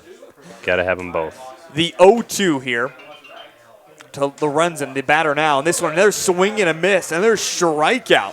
Strikeout number 4 for Schmidt in the ball game. And now 2 away in the top of the 4th. Yeah, I could be imagining it, but it seems like Schmidt's velocity is actually increasing here. I think he's maybe getting a little more adrenaline pumping in him and, maybe a little loose and that kind of thing. But it seems like he is bringing it. Schmidt, the player for Mount Marty University back in the day. Tom Heisinger mentioned it earlier, got some time to be a part of, I guess, with Jason Schmidt as a teammate. Yes, he was a senior when I was a sophomore, so we were a couple of years apart. But he was a great player. I believe he won GPAC Player of the Year his junior year, and had a great career at Mount Marty. Great teammate too, and have a lot of cool stories from him. The 0-1, this one lifted out into foul territory left. It'll give a good chase, but it'll go over to the bleachers over on that left side. 0-2 now the count with 2 outs. As again, Bombas, the third baseman, the 9th man in the lineup. And again, he is the only one that is wearing a different colored jersey for these two teams, as he is the Legion pickup player. From, again, the Lennox Legion, and then also played for Lennox Chancellor Worthing, which, if you're calculating this in, he's wearing actually a Lennox jersey at the moment. But I believe we calculated earlier, Lennox Chancellor Worthing does have 3 uniforms. And now we see the Lennox Legion, this is the 4th different color that we have seen them all wear. They got yellow, they got gray, they got black, and I guess you wear the Lennox, you got white. Wow, they got them all covered. Whole entire neutral rainbow, if you will.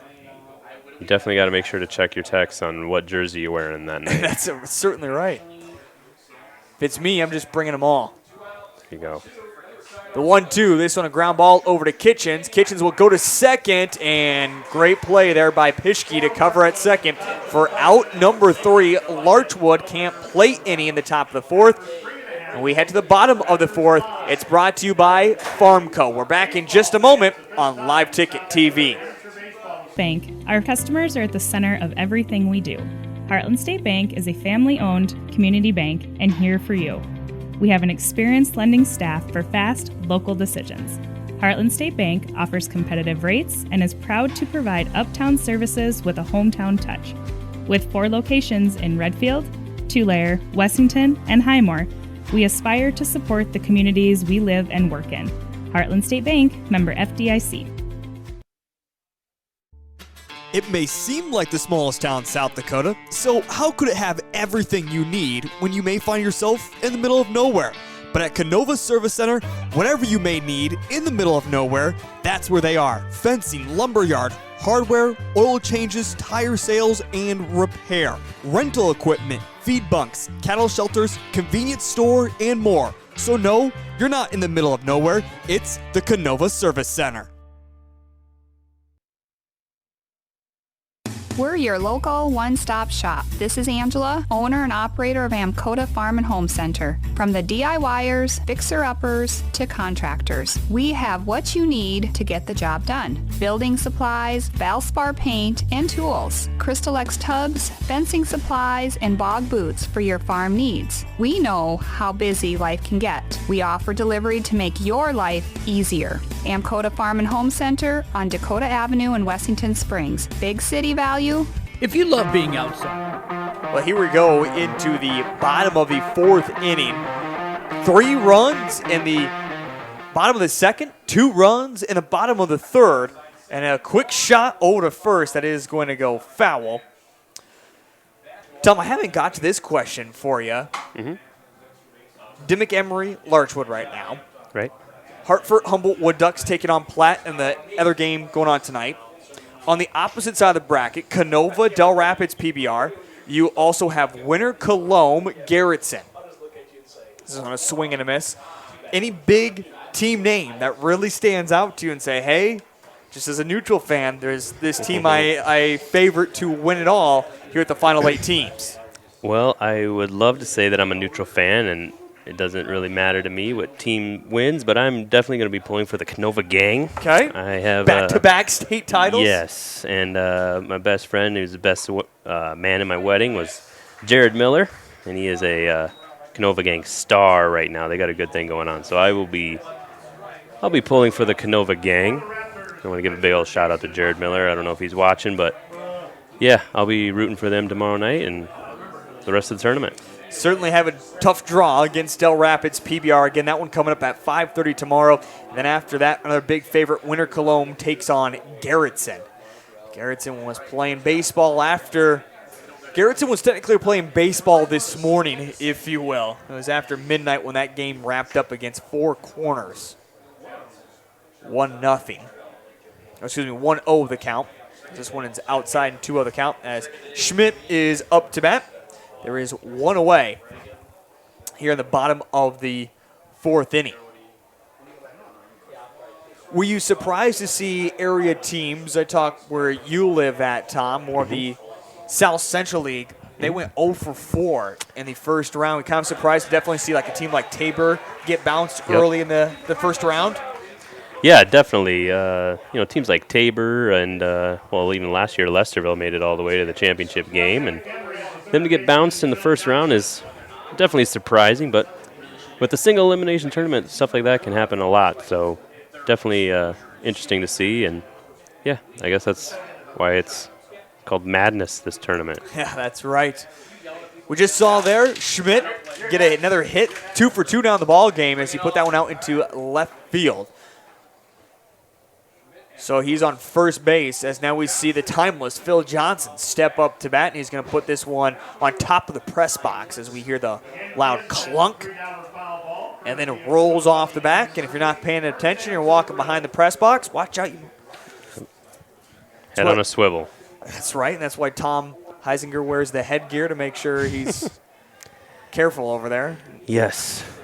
And now that I'm married, my wife makes me wear my hat, or my hard hat, when I'm coaching baseball all the time, and not going to fight it. One other thing, if you've never seen Tom Heisinger be a manager, now people in Vermilion say there's a lot of managers or coaches that do this. I'm pretty positive you are the only one that you swing a stopwatch the entire time. And everyone goes, oh, no, everyone does it. I'm like, I don't know if I've ever seen another coach or a manager use a stopwatch as much as Tom Heisinger does. Yeah, it's kind of my fidget toy or something like that, where I have either my stopwatch spinning around on my finger or my pitch counter. And it seems like later in the game, the more and more I spin that thing on my finger. So see, they tell me you use it all the time, and I was like, I don't know if Tom actually uses that all the time. Yeah, I don't use my stopwatch as much as I should. I tell my catchers I'm going to time their pop time, but I do it about once a game, and I should be doing it 7 times a game. 1-2 the count, and now a little lob over to first that almost didn't even get there. That might have been the most unconvincing pickoff attempt. It wasn't exactly threatening. I don't know if Schmidt will be shortening up his lead at all. And now, speaking of, Schmidt's going to take off, throw over to second, and the tag. Is it in time? Yes, sir. Out number 2. But what do I know? He just got thrown out at second. So maybe that pick move was just enough to slow Schmidt down enough. Let Brent Ripida throw it down over to second. Check it out here on the instant replay. Boom, got him on the slide. Tommy got to go in, sliding head first there. Yeah, I think he could have maybe got in there a little better slide, but that's easy for me to say from up here. 2 guys that aren't going to be sliding anytime soon in the dirt. No. I don't think I have had a stolen base since about 2007. The count is full, 3-2, and Phil Johnson going to foul this one back behind once again. Fans, don't forget the Hartford Humboldt Wood Ducks are taking on the Platte Killer Tomatoes in game number 2 of our doubleheader here at Cadwell Park. First pitch set for 7:30. It's certainly not going to happen then. We did see a game, though, last night go 2 hours and 1 minute. So that's flying for an amateur game. For an amateur game, that is flying. They started first pitch, I think, at 8:03 for that second one, and they didn't get done till after midnight. The full count pitch popped up over to Cody at the shortstop position. He catches it for out number 3. We go scoreless in the 4th inning. The top of the 5th is brought to you by Sports Center. We're back in just a moment on Live Ticket TV. Solving problems and working with your hands, apply now at James Valley Landscape Solutions. James Valley offers on-the-job training in all aspects of the green industry, with modern equipment and technology and competitive pay. Benefits include overtime pay, healthcare, dental, vision, and more. Apply now at jamesvalleylandscape.com or in person at 600 West Spruce in Mitchell. Mount Vernon Farmers Elevator is a proud supporter of the Mount Vernon Mustangs at the State Amateur Baseball Tournament. Mount Vernon Farmers Elevator has been servicing the Mount Vernon area for over 75 years. See them for your agronomy and feed needs, no matter the farming season. They will take care of all your grain handling needs as well. Mount Vernon Farmers Elevator would like to wish the Mustangs and all the teams best of luck at the state tournament. Lucky for us, life is full of choices, big and small. They define us, make us who we are. And when it comes time for you to choose, a car, home, your next big adventure, or start a new business, Farmers Union Insurance has the variety of coverage options to protect each perfect moment. Farmers Union Insurance. Contact your local Farmers Union Insurance agent today. The top of the 5th inning is brought to you by the Sports Center, the best flatbread pizza in the area with top-notch burgers. And don't worry, they have the best salads too. Open every day. The Sports Center is the place to be. I know they are over there watching right now, enjoying cold beverages, enjoying some of that flatbread pizza. Tom Heisinger and I both mentioned we haven't been over there. We got to make sure we make our way over to Larchwood to the Sports Center. Certainly be doing that here the next couple of weeks after the state AM tournament is done. Opening up the top of the 5th, Diamond fans, over at the Sports Center. An error, and there is one aboard. As Grosskreitz will now step up. That was Micah Lynn, who lined one, or I should say a ground ball over a third. Got between the glove of the third baseman there for Dimock-Emery, Phil Johnson. And again, Lynn is aboard with the leadoff error. You'll take it how it can come, and now we're playing some small ball. I was wondering if that was going to happen again. Grosskreitz squared around earlier in the game to try and get a sack bunt down. I'm wondering if he'll do that again. 1 for 2 here in the ball game.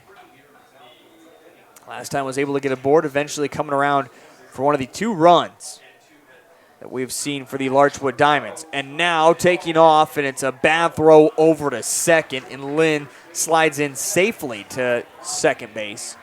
And there's a runner on second. And I would guess now we don't have to worry about Grosskreitz bunting anymore. Swing now away. It's his job to move him over or get a little greedy and score him. Tom, another thing we always hear, we talked about at the state AM tournament, playing the amateur ball, these guys don't put a lot of gear on. We don't see the oven mitt go on their hands. Yes. We don't see all this, all that. Looks like there might be a fly in the eye. Here, let me get that fly out. Thanks, boss. Appreciate it. Give a little knuckles there, a little love to one another. What do you think about all the additional gear that you see maybe some of your high school players wear nowadays? Yeah, I'm trying not to be grumpy old man about it. But, we see the elbow guards and the oven mitts and the shin guards. And I don't know. I let the kids do it because I think, back in my day when batting gloves became cool, and I was the guy that had to have the batting gloves. So I suppose my coach back then thought, what does this guy need all the batting gloves and the sweatbands for? So let the kids do it, whatever, as long as it is team color. I can't have neon on the field. You're not going to do the Aaron Judge teal blue and everything in between? Nope, team color. Kreitz puts one out into left center. But great job by Aaron to catch up to it for out number 1. And there's one away in the top of the 5th. Tom, big inning, though, for the Diamonds in the 5th inning. Only 2 runs from them so far. A good spot.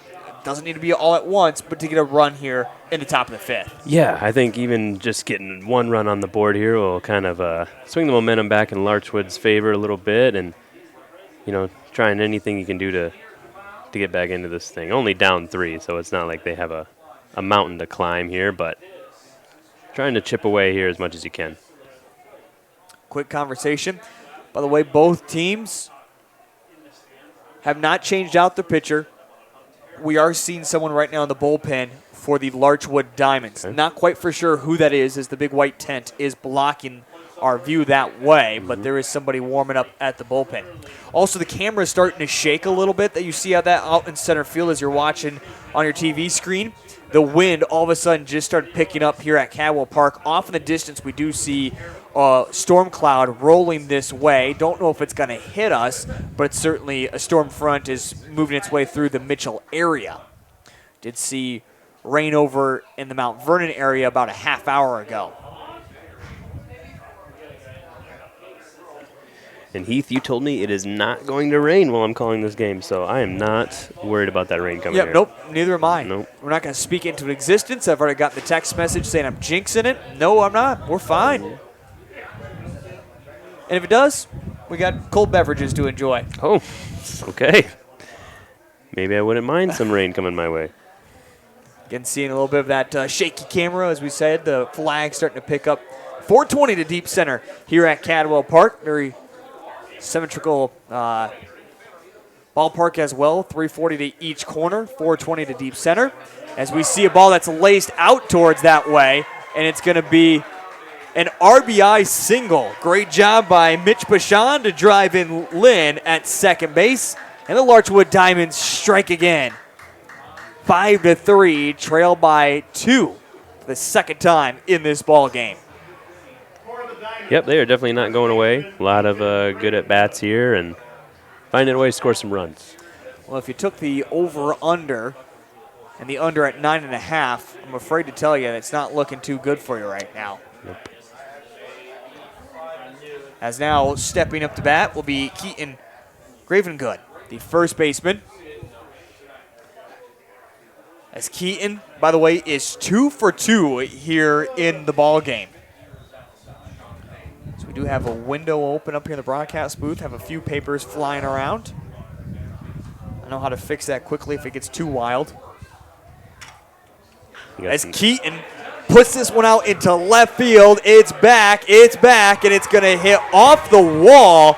And this one, Keaton Gravengood drives in his third RBI of the ball game on the stand-up double. It's back-to-back RBIs with back-to-back batters for the Larchwood Diamonds, 5-4.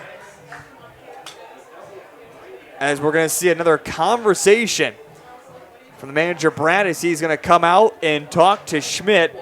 Tom, start warming up someone in the bullpen if you're the manager? Yep. This is the time of the game where you're looking around the dugout. Who can I get hot? And, usually have a plan in mind, but I would, thinking you got to start thinking about getting somebody warm in the bullpen. And this little conversation was maybe some time to get somebody warm and maybe just ask Schmidt how he's doing out there and how he's feeling. And sometimes you can kind of gauge who you want to get ready in the bullpen based off of that conversation. Inquist, Waddle, and Kitchens all pitched in the first game, in the second game against Castlewood. And in the first game, we saw Johnson and Waddle pitch. So there maybe is a couple ones that you look to, but it feels like maybe for the Dimock-Emery Raptors, it might actually come from within the field instead of the dugout. Yep, that's the tough part about right now. It's hard to get your center fielder warm when he's out there playing defense. So you're hoping Schmidt can at least get you through this inning and minimize as much as possible. As Chase Vanderfeen is up to bat. 1-1 the count, laces it out into left field. This one is back, and it's going all the way back to the 4 on 340. It's back to back to back doubles. It's back to back to back RBIs, and we find ourselves, since it was 0-0 in this game, tied 5-5 in the top of the 5th. The second conversation from the manager does have to result in a pitching change. Yep, so I'll be interested in what they do here. I believe Phil Johnson, the big man, is making his way onto the mound. At least he's the only one from the infield that has come on to have a real serious conversation. It will be Phil Johnson. The timeless Phil Johnson will step on the mound and try to pick up the damage that has been done by the Diamonds as they plated 3 here in the top of the 5th. We're tied 5-5. We're going to step away. When we come back, we'll talk more about Phil Johnson and what he has produced so far in his pitching season. That is on the way next on Live Ticket TV. Needs are different and special. Will Funeral Chapel will listen with sensitivity, answer all questions, and respect your choices. The Will Funeral Chapel staff can assist you in planning and coordinating all the details. They will explain all the different options to make you feel at ease and most comfortable with all the decisions. Find out more by visiting their website at willfuneralchapel.com. Their sincerest hope is that you and your family will be comforted by their efforts. Are you in need of high-quality lumber for your next project? Looking for top-notch agronomy services to keep your crops thriving? Need a reliable source of propane and fuel for your home or business? Look no further than Tabor Lumber Co-op. Whether you're a seasoned contractor or a DIY enthusiast, Tabor Lumber Co-op has everything you need to get the job done right. And with their competitive prices and top-notch customer service, you'll be glad you chose Tabor Lumber Co-op for all your lumber, propane, and agronomy services. So Phil Johnson is taking the warm-up pitches. With a runner still on second base, Schmidt's numbers are not done for this evening, so we won't quite bring you those yet. But Tom Heisinger, we see the pitching change made as Phil Johnson, we just mentioned a moment ago, went 8 innings in game number 1 in a victory. Right move to bring on Phil Johnson in a moment like this to try to help out the Raptors? Yeah, I think you had to get Schmidt out of there. I think it was 3 straight doubles, and they seem to be putting some good swings on the ball, so needed to get him out of there. And he did a good job of keeping him in the game, and we'll see what Johnson can do. Jacob Kinehart sees the very first pitch, grounds it over to Kitchens, the shortstop, and there is now 2 away in the top of the 5th inning. As Phil Johnson says, hey, I'm not going to waste any time. Let's get this thing on the road. Pitches this one in for a called strike.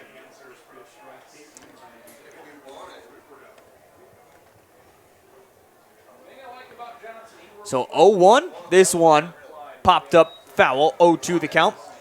Brent Ripida is up to bat. Johnson working extremely quick here. He definitely wants the ball, and he'll see if he can get his team out of this mess. The 0-2, this one is outside for a ball, and Phil Johnson was he was already gone. He's like, see ya. He was halfway to the dugout. He thought he had that one. And he was the only one, though, that went to the dugout. Everyone was still standing around like, oh, no. Come back here. So 1-2. He did get an explanation of where that pitch was at, and now a ground ball going to be picked up by Kitchens. Throw over to first in time. So Phil Johnson in relief. 2 up and 2 down quickly. We head to the bottom of the 5th, but for the Larchwood Diamonds, they add 3. And we're tied 5-5 as we move to the bottom of the 5th. That's up in a moment on Live Ticket TV. Do you have a pest problem? Got bats, ants, termites? Family owned and operated, Olson's Pest Technicians have had over 50 years experience taking care of pest problems in places across South Dakota, Nebraska, and Iowa. Utilizing brilliant methods such as Centricon bait stations for termites and Vicane treatment for bed bugs. There's no pest too tough for Olson's Pest Technicians. If you have pest problems, call 800-KILL-BUGS. The right nutrition, animal health, and record management is key to having a profitable cattle program. That's why you want to work with the people at Farmco, who will take the time to learn your operation and help you grow your business. We are your full-service agriculture provider of feed, seed, animal health, farm, and ranching equipment built on terrific service. Get to know Farmco locally owned and serving you in Chamberlain, Platte, Winter, and east of Kimball at the Paragon. Visit us online at farmcosd.com. Farmco, feeding your future.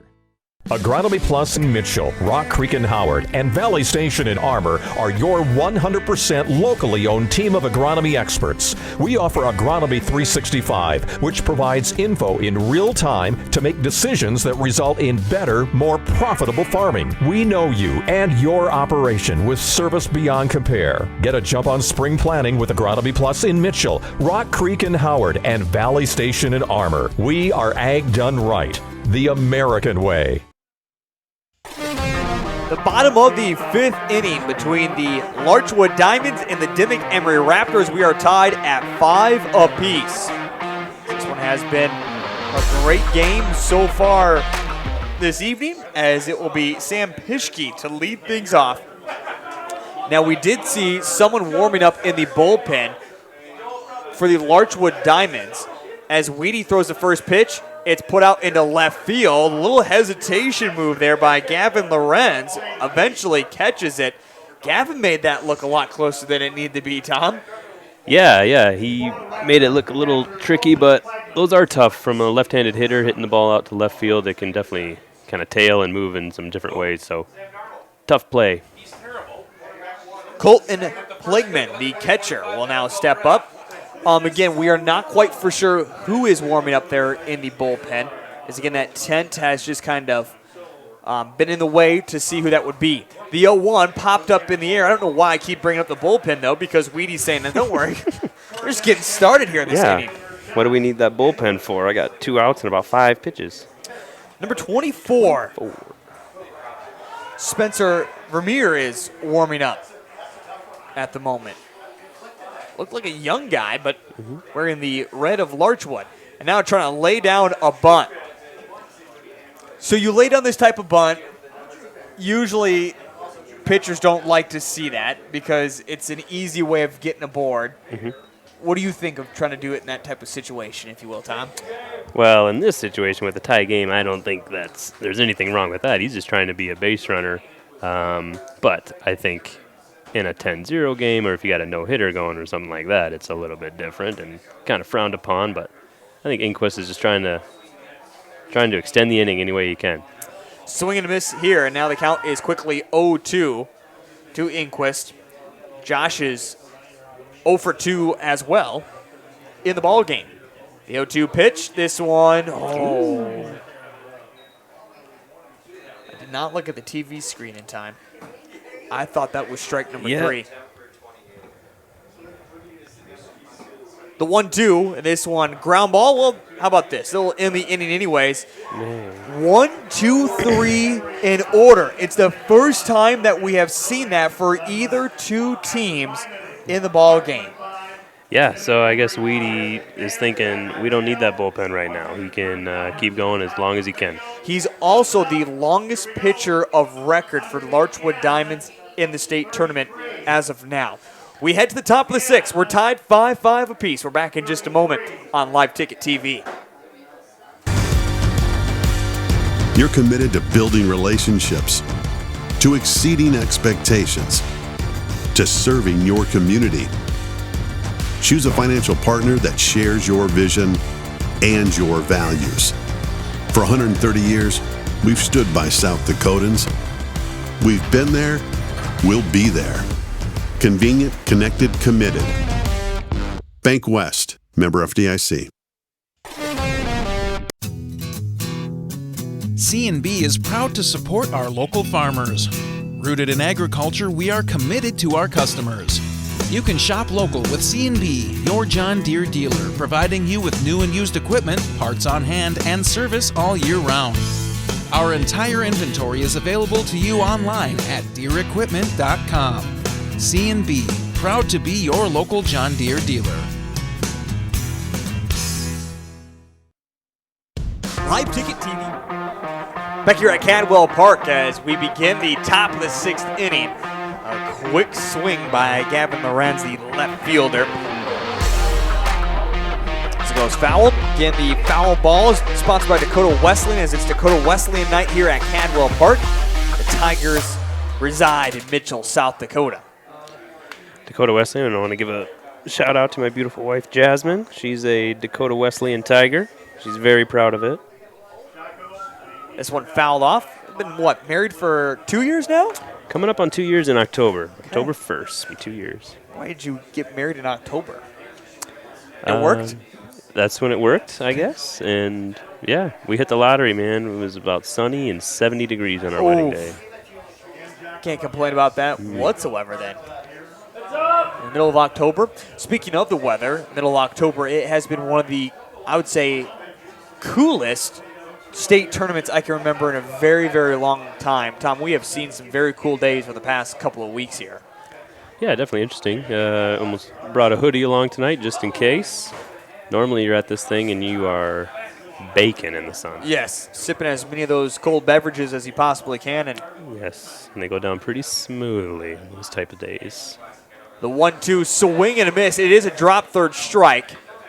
They'll throw it out over there at first for out number 1. Nice job, though. That's something Tom Heisinger teaches his team. Run it out, run it out, run it out. Yes, make that defense make as many plays as you possibly can and respect the game and bust down the line.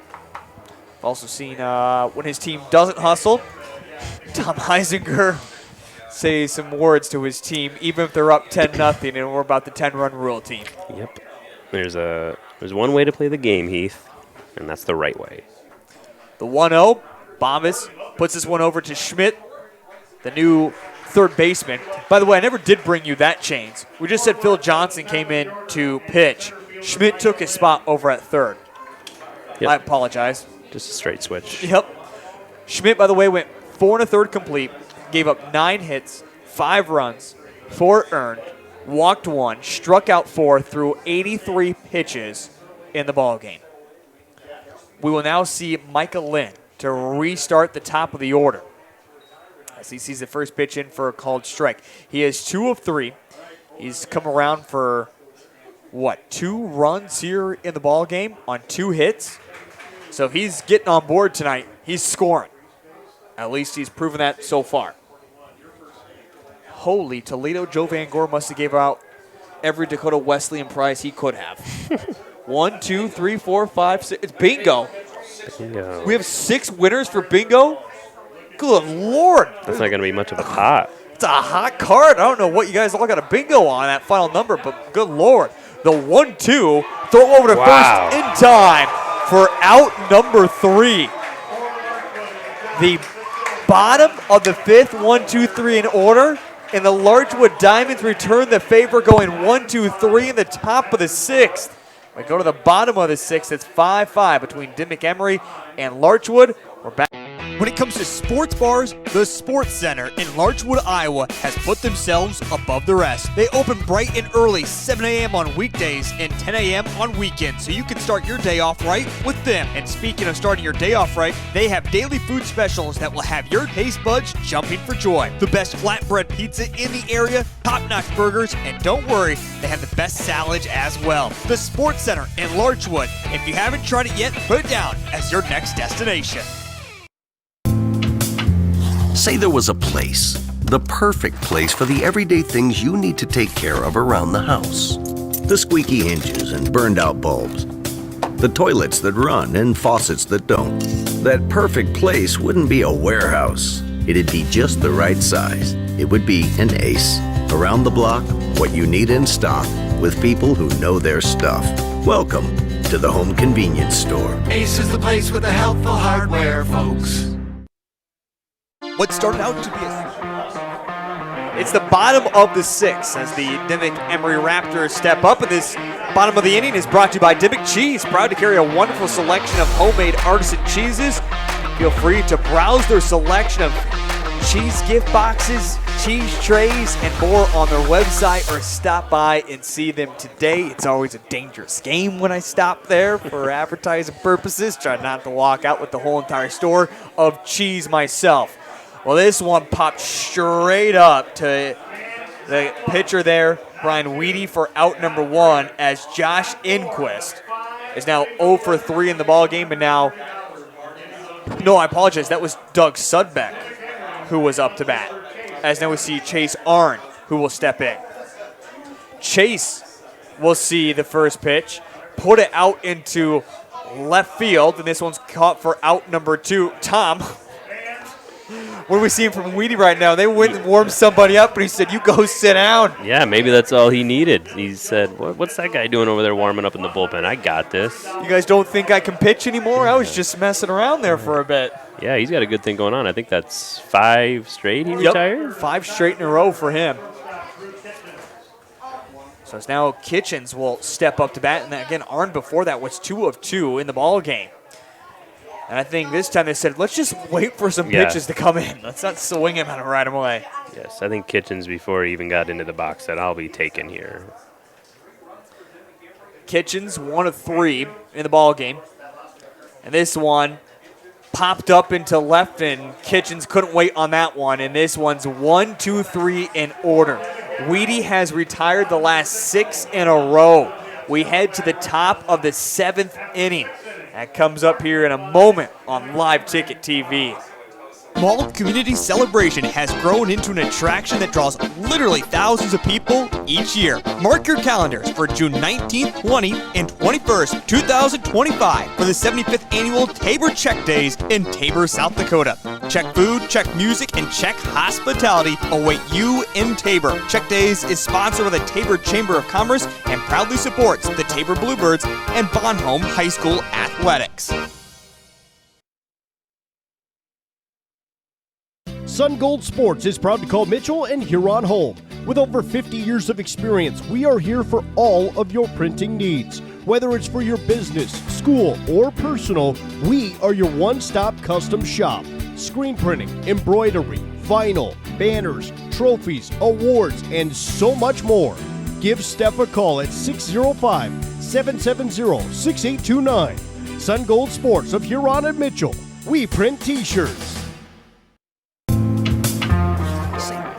Larchwood guys, I don't know. Back here at Cadwell Park as we head to the top of the 7th inning. We're tied 5 apiece as we saw 3 runs from Larchwood Diamonds in the top of the 5th. But there in the top of the 6th, we just went scoreless as Phil Johnson is out there in relief. Tom Johnson works quickly, and he's looked good so far in the ball game. Yeah, he is pounding the strike zone and working quick, and he's got a rhythm going. Infielders got to love playing behind a guy like this, working really quick. The 2-0, this one in for a called strike, 2-1 the count. As you mentioned, playing yourself, what would you rather see? A guy that's calm, cool, collected, gets a lot of strikeouts, or a guy that works quickly and puts a lot into play? Well, I mean, as long as they're getting outs, that just doesn't really matter to me. But it is more fun to play defensively for a guy who's working quick and pounding the zone and, letting the defense work a little bit too. Sometimes those high strikeout guys can have a lot of full counts and stuff like that too. So however you can get outs is great, but I guess I would prefer a pitcher that's working quick and have a good rhythm and keeps the game moving. The count now full, the 3-2 payoff pitch. This was a hard hit ground ball. Kitchens tries to make a play. Great throw over to first, but it's going to be too high and goes in for a hit. As now we have Cody over down at first base as he's getting a look at his eye. So the second time now that we've seen the Larchwood Diamonds have to clean out their eyeballs because of dirt. This is why I wear sunglasses, Tom. Yeah, that's a little interesting and happens every once in a while, I guess. But for everyone who's thinking, didn't it rain here last night? They did get the tarp down. Mm-hmm. And, of course, they do water the dirt. He's like, ooh, a little wash for my eyes, a little wash for the throat there, too. So Cody Grosskreitz is aboard off of the hit. The leadoff batter is aboard the top of the 7th. Good spot here for the Larchwood Diamonds to take the lead. Take advantage of this right here. I don't think we will be bunting here with the 3-hole hitter up, but you never know. And now a play over to third on just the first pitch, and wow, what a great seated throw over to first for the first out. It does advance the runner, but take a look at this instant replay, the bobble, and then throw over to first. Dun-dun-dun, dun-dun-dun. Yeah, that is a play that you do not practice, throwing from your knees over to third base. At least I don't think so, but great play by Schmidt. You're saying you've never practiced it before? No, I don't have third basemen be on their knees throwing the ball over there. So now we're going to see an intentional walk as we're seeing some pretty quick movement all of a sudden from both these teams. So they're going to intentionally walk Keaton and Gravengood, and I have a feeling it's because of a 1,000 mark for Keaton tonight. Yeah, he's hit the ball well. 3 for 3, 3 RBIs. Enough is enough. No, yeah, he can't really hurt you standing over there at first base right now.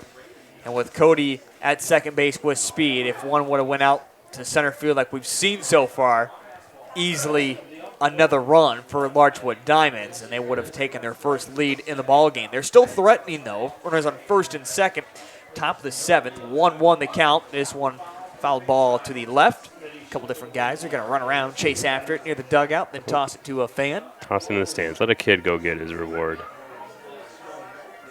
A lot of fans behind both dugouts will set their cold beverages and watch baseball. I think some guys would tell you it's one of the best spots in the ballpark. It's comfy over there. Dugouts are just the right height. You can see the whole field. Got the little table there for you. And it's going to be a drop third strike here. Confused at where the ball went. It's going to get away from Plagman, the catcher. And on the drop third strike, able to get aboard. Nope, so first base is occupied. So the oh, yeah, that's right, correct. I so apologize. the hitter's out. But it does advance the runners. Yep. So strikeout, second strikeout, I apologize, for Phil Johnson. As you mentioned, Tom, it advances the runners now to second and third. And now the designated hitter, Jacob Kindhart, will step up to bat. Yep, and as the manager right now, you're really hoping you get out of this inning without giving up a run to make yourself look smart by intentionally walking someone right there. But I think that was the right decision. And in the end, it looks like it. 3 straight strikes for Phil Johnson.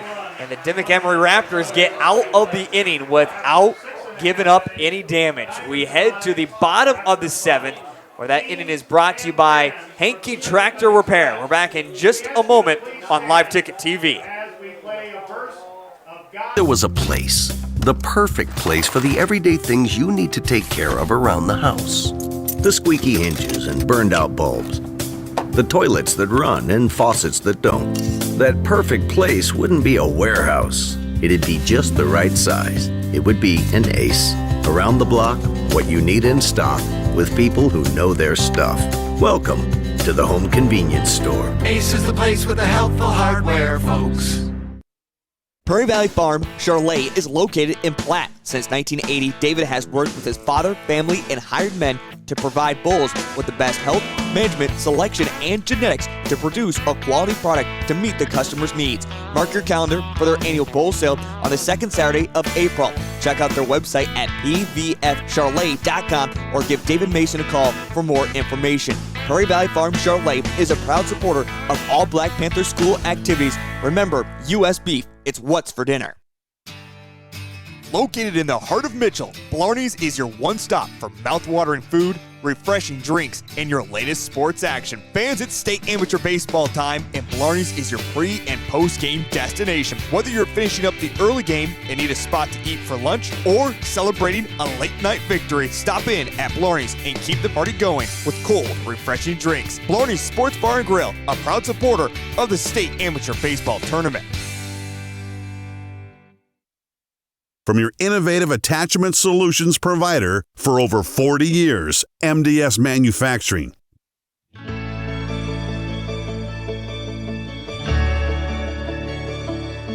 one of a kind,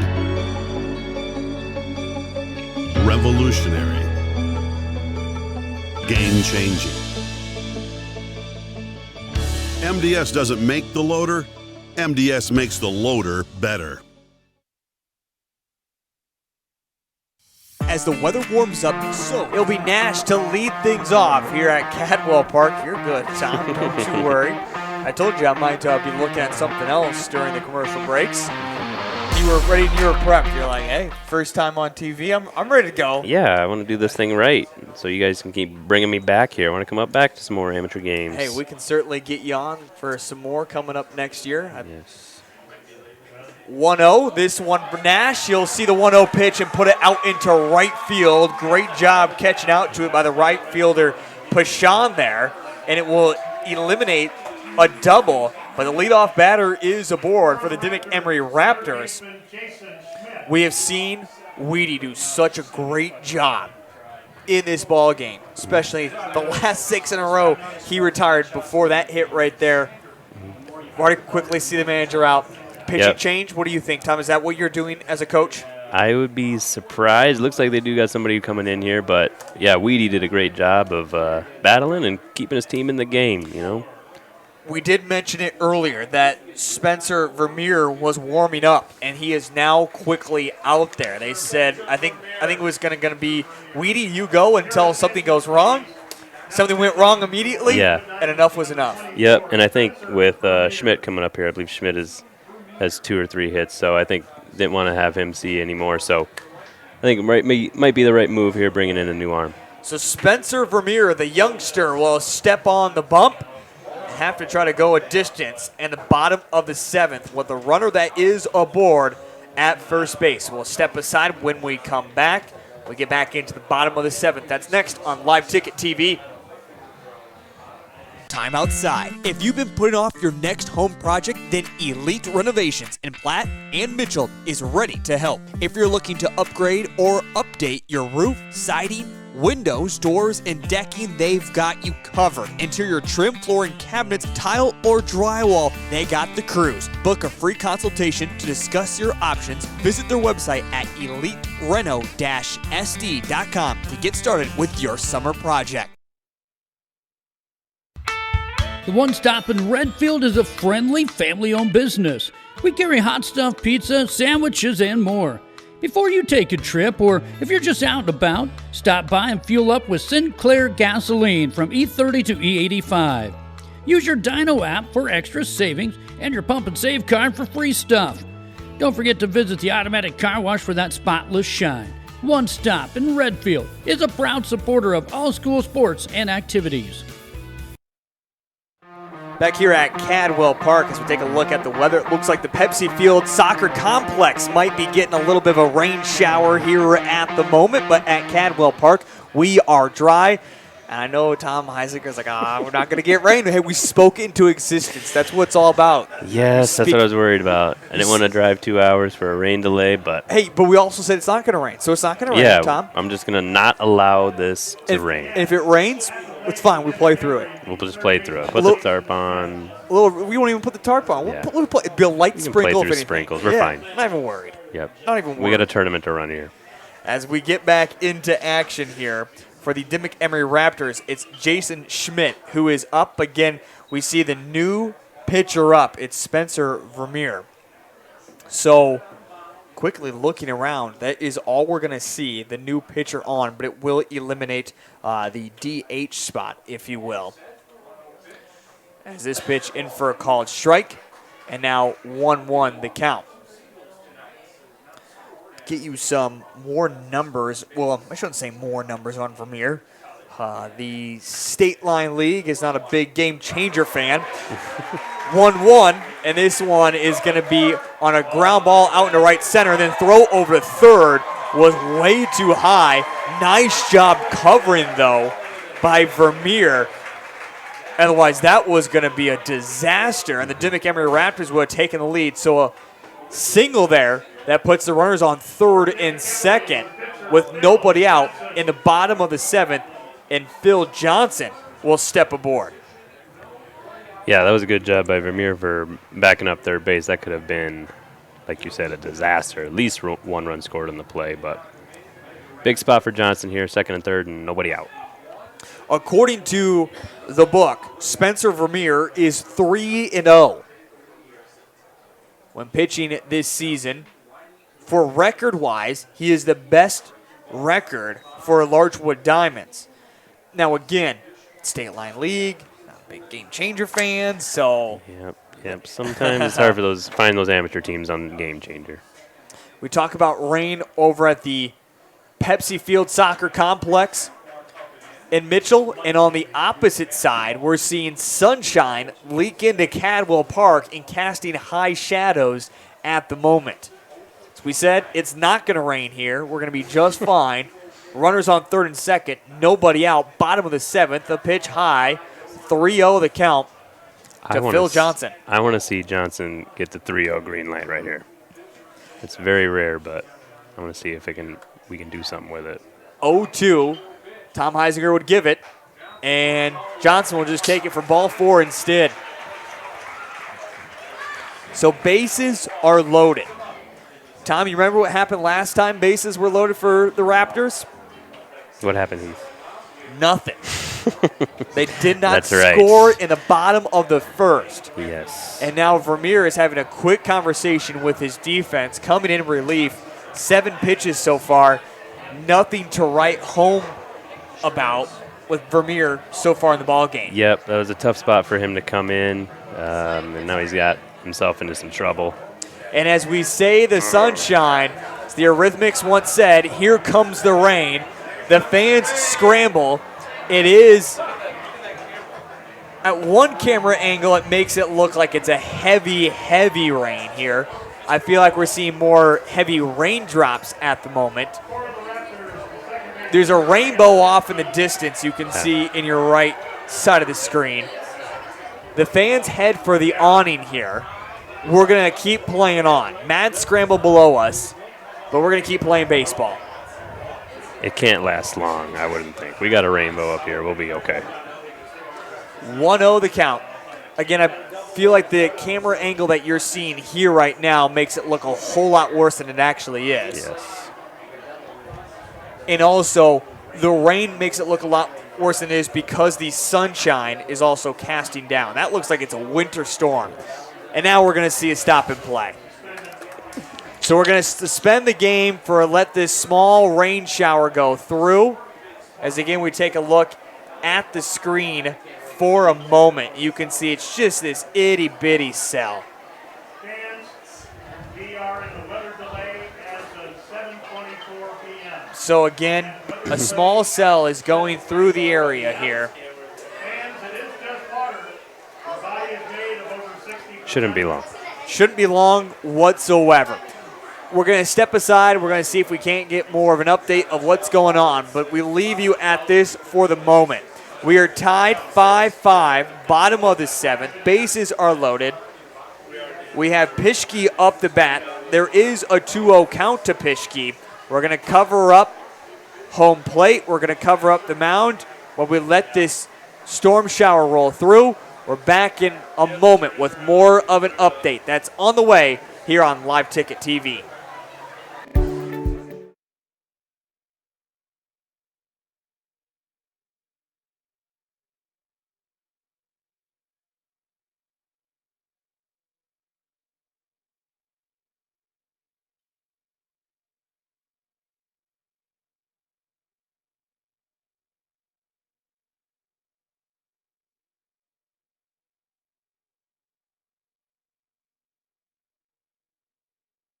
Before you take a trip, or if you're just out and about, stop by and fuel up with Sinclair gasoline from E30 to E85. Use your Dino app for extra savings and your Pump and Save card for free stuff. Don't forget to visit the automatic car wash for that spotless shine. One Stop in Redfield is a proud supporter of all school sports and activities. Hey farmers, don't have the time or the means to haul your corn to market? Contact Derek or Phil at NewGen Energy. They are receiving corn 6 days a week, and every Saturday from 8 a.m. to 3 p.m. is Farmers Only Haul Day. Located in Marion, South Dakota, NewGen Energy also sells distillers and corn oil.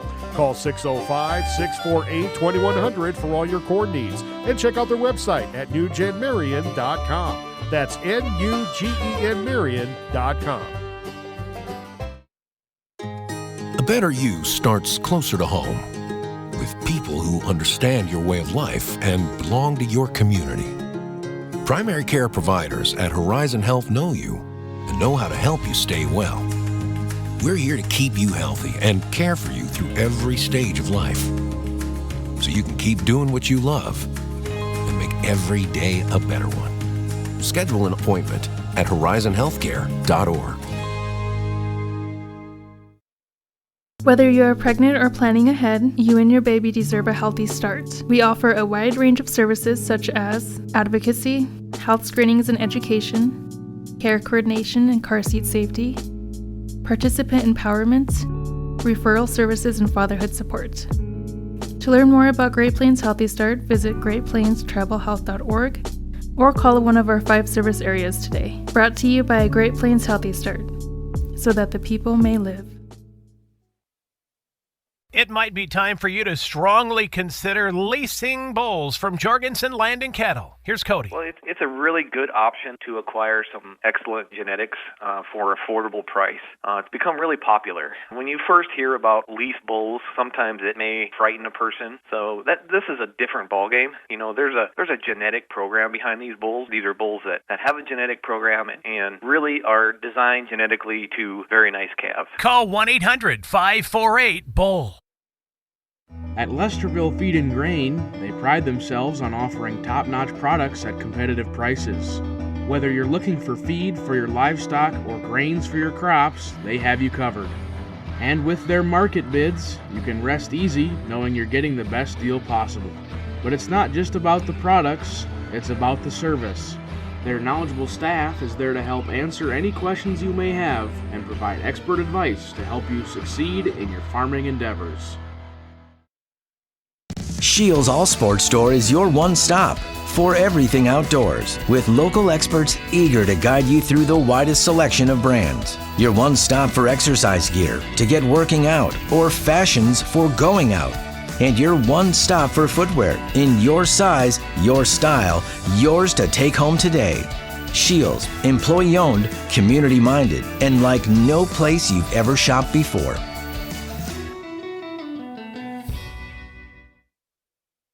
Dr. Kelly Tobin and staff at Rolling Hills Veterinary Clinic are proud supporters of high school athletics. When it comes to large and small animal health, look to Rolling Hills Veterinary Clinic. They understand how important your livestock is to you and will give you service that you can depend on. Call 539-1040. That's 539-1040. Rolling Hills is located on Dakota Avenue, across from Farm Bureau in Wessington Springs. Rolling Hills Veterinary Clinic. Being a part of a community means sharing the history and future of the people all around you. For 115 years, First Fidelity Bank has been doing just that, helping you get the most out of life by providing the services and tools you need, the conveniences and technology you want, and the friendly faces you expect, so you get everything you need right here in the place you call home, now and for many years to come. First Fidelity Bank. The heart of farming season is coming up, and Caton International is your HIH dealer in Crofton, Nebraska. Caton International offers top-notch parts and service to keep your equipment running smoothly all season long. Their team of experts is there to help with any maintenance or repairs you may need, so you can focus on what you do best, farming. And don't forget to check out their website for the latest deals and promotions. Whether you're in the market for a new piece of equipment or just need some replacement parts, Caton International has you covered.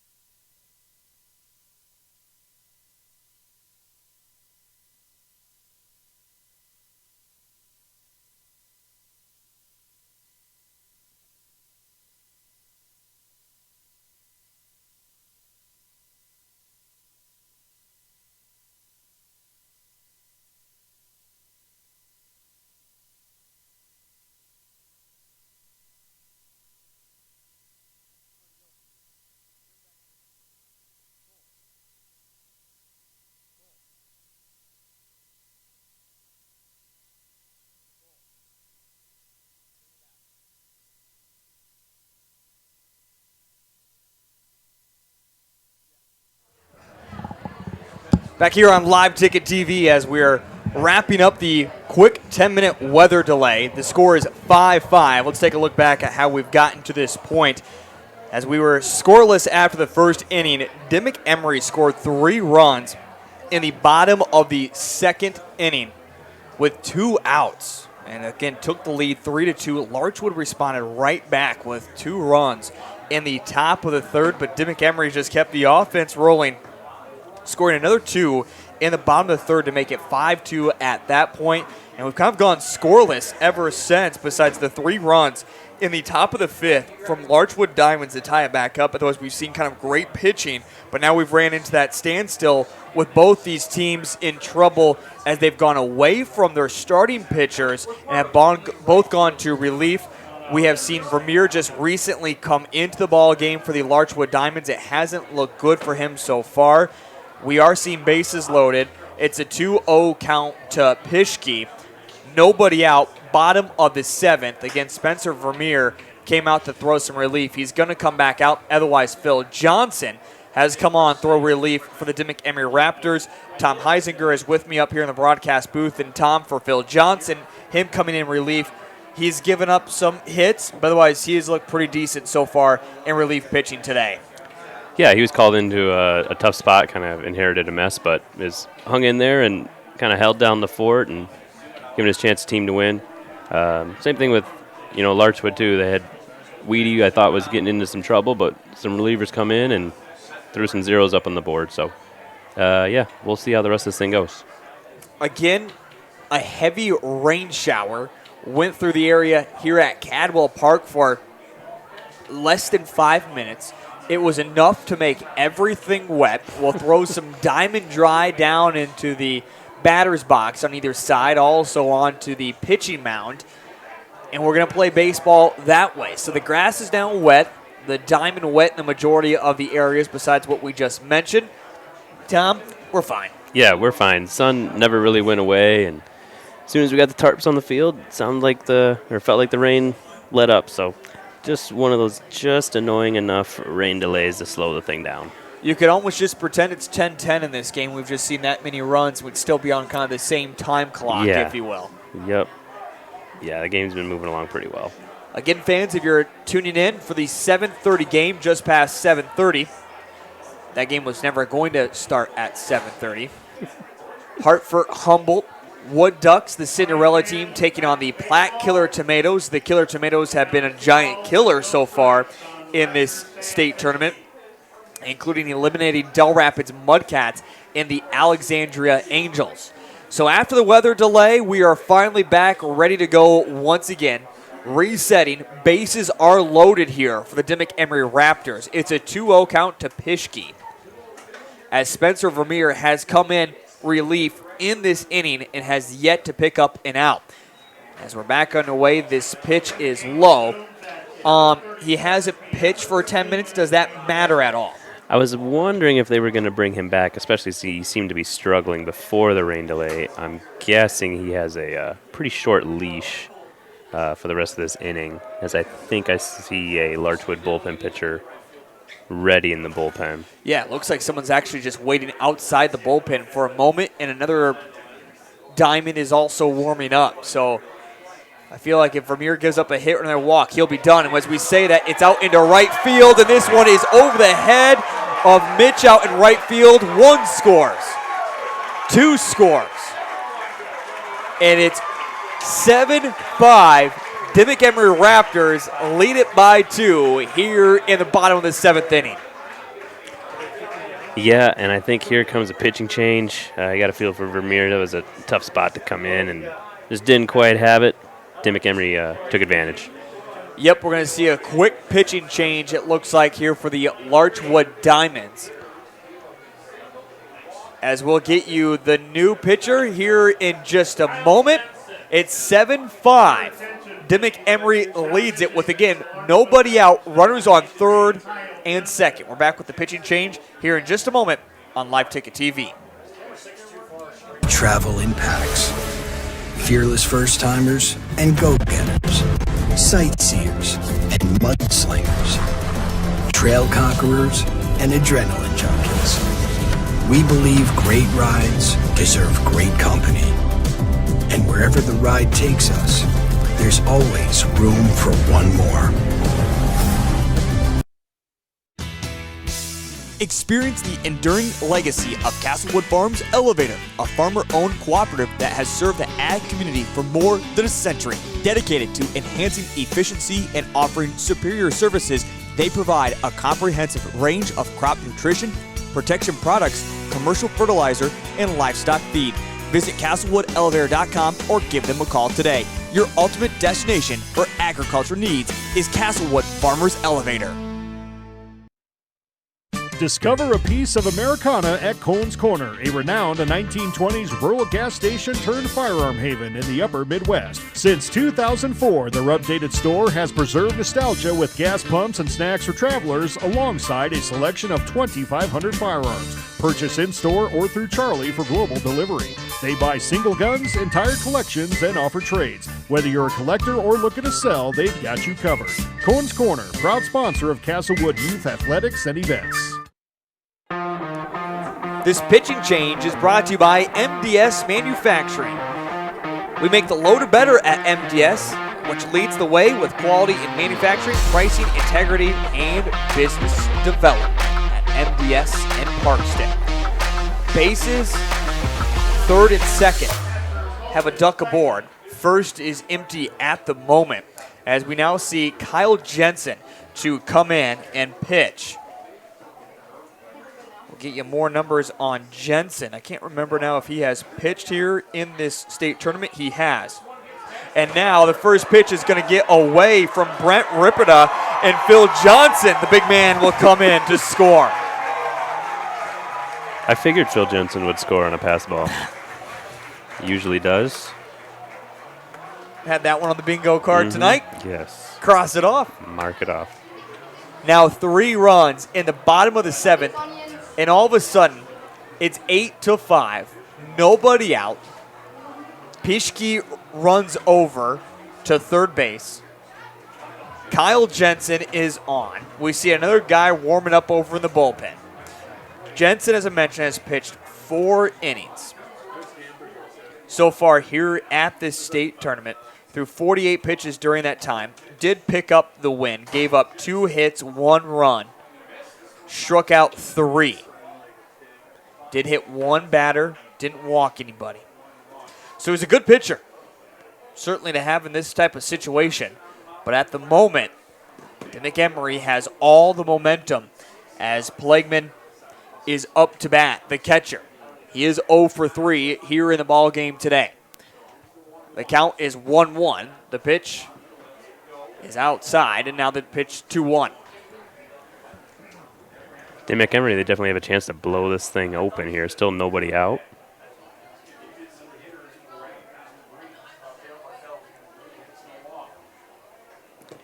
Fires this one upstairs. Tom, you just mentioned it. Yeah, for Dimock-Emery, this grabbing late momentum here in the ball game can just make all the difference. Yeah, for sure. And I think they got to especially feel comfortable with Johnson on the mound, and even if they can scratch across a run or 2 here, that's huge, especially getting late in the ball game and trying to close this thing out. So for Jensen, he's trying to find the strike zone here as the count is full. 3 balls, 2 strikes. Again, nobody out. The payoff pitch outside, and now runners at the corners. So now we're going to get a time called. Going to see a courtesy runner come on out. Final instructions on when to steal, when not to steal. What to be looking for, what not to be looking for. Right. Wonder if we'll see a bunt here from Inquist. He's squared around, tried to bunt for a hit twice before in the game. Bryce Smart is the courtesy runner who steps in at first base. As now Josh Inquist, the right fielder, will step up to bat. Josh is 0 for 3 in the ball game, takes a late swing at that one. 0-1 the count. Again, saw a little rain shower go through here in this bottom of the 7th. In real time, it's now been over 20 minutes that this bottom of the inning has been going on. 0-2. And there still is nobody out in the bottom of the 7th either. With the Dimock-Emery Raptors already plating 3 here in this bottom of the 7th, leading it now 8-5 over the Larchwood Diamonds. And this one slapped out the center on the 0-2. Diving catch miss there by Lynn. It will score 1, and with Smart recently on, he will easily score 2. It's going to be a triple here for Inquist. And the Raptors, Tom, I think now you can say, have blown this one open. Blown it open, and shows you what I know. I was calling for Inquist to bunt there, and he clears the bases with a triple. But, yep, 5 runs this inning, still nobody out. They have all the momentum right now. Now, if there is one team that can make a comeback, it certainly is the Larchwood Diamonds. That's true, yeah. They can light up the scoreboard, so almost no run is safe with them, especially their history through this tournament. In 20 innings at this state tournament, they have put up 39 runs. So they're averaging over a run an inning. Now, most of those runs, as we know, have come in the previous 2 games. It's not about those games right now. It's about this current one. And they find themselves down by 5. Correct. Yeah, definitely not over. Doug Sudbeck, who's 1 of 2 in the ball game, now steps up to bat.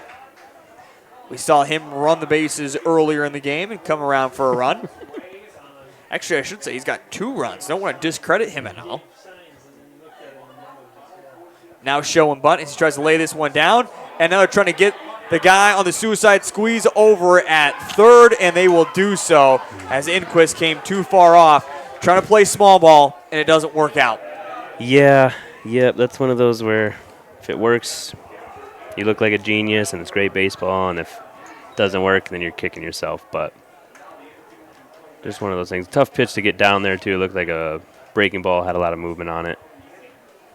I was surprised with nobody out you would do that, but.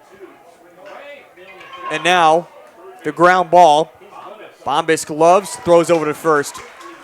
I can make this excuse over and over again, but with that type of hit right there, it's either a look in, throw over to first, maybe out at first. It's going to be a close play. Yeah, you could have almost scored on that play, but I don't know. Sometimes it's hard to look at too, but you can look at it a million different ways. Yep. It's easy for us to second guess it right now. Yep.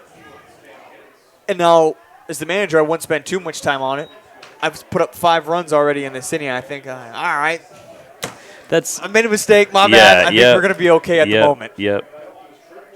And I guess that would be my point, too, is that you seem to be hitting the ball pretty well and maybe not totally need a suicide squeeze there, but I'm not in that dugout either, so you never know.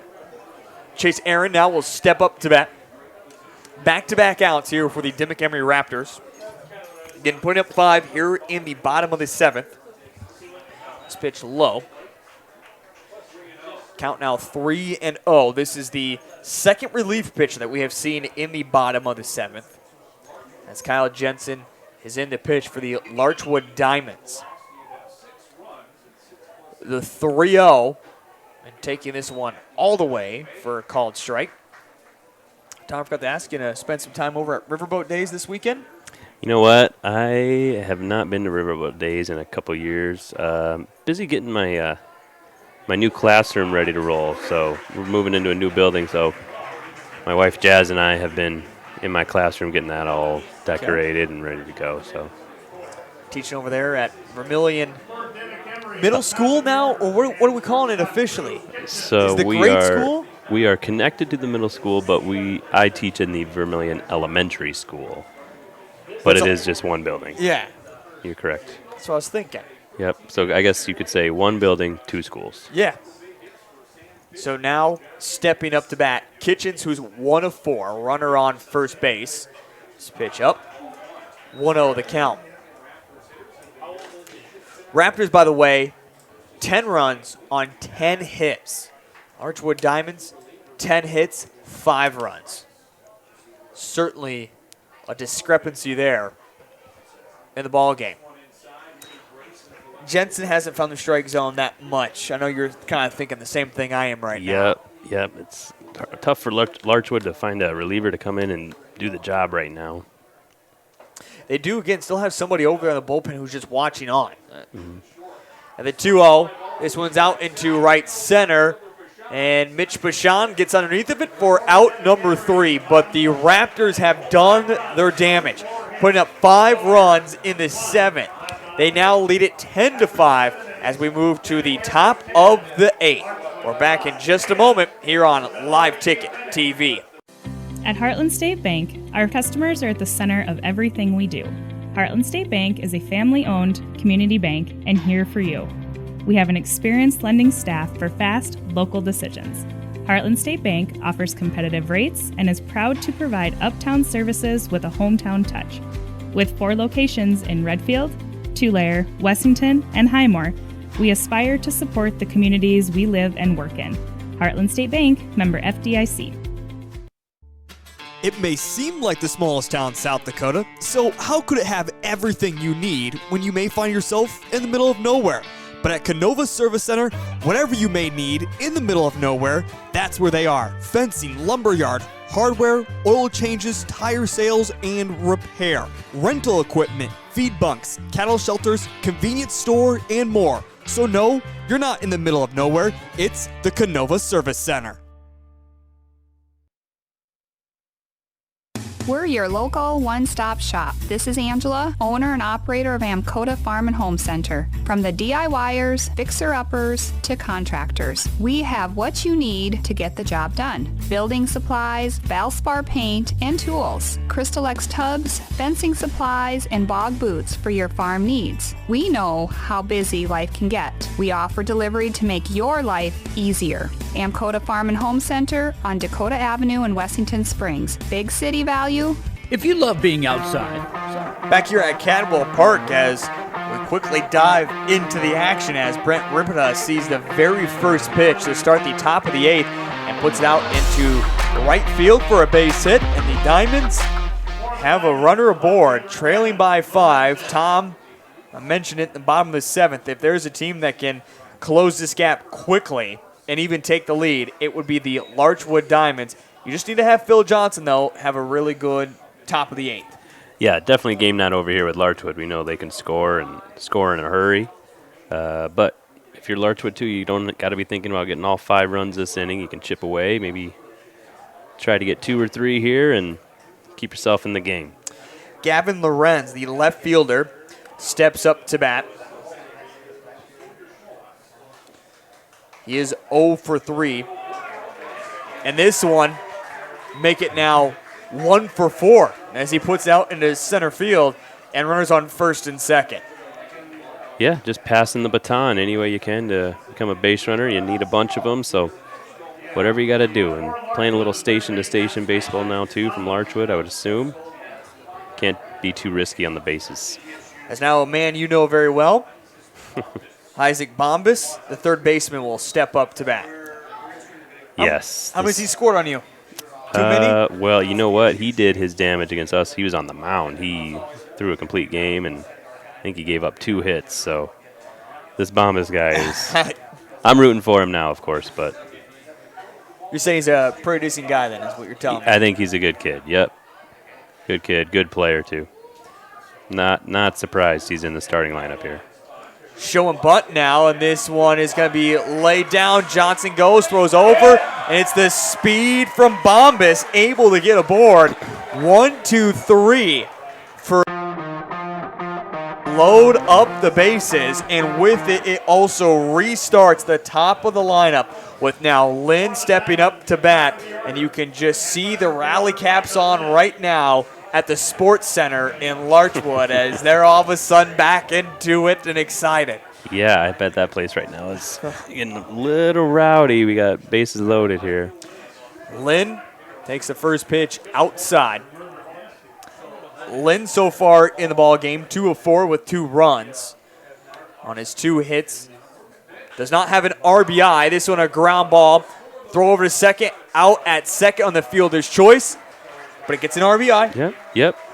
You'll take it. We'll take it. We'll score a run there. Dimock-Emery is probably okay, trading an out for a run. But if you're Larchwood, You can't be too picky. You got to get runs any way you can. It's weird to say. I feel like it's a win-win for both right now at the moment. Yeah, really. Dimock-Emery is probably okay. You know, they still have the double player in order here, too, so they potentially one pitch away from getting out of it.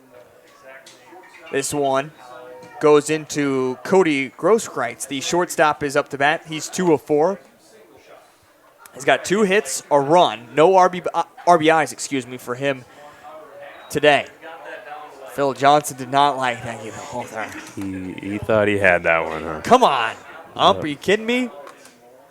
Glances over to first quick.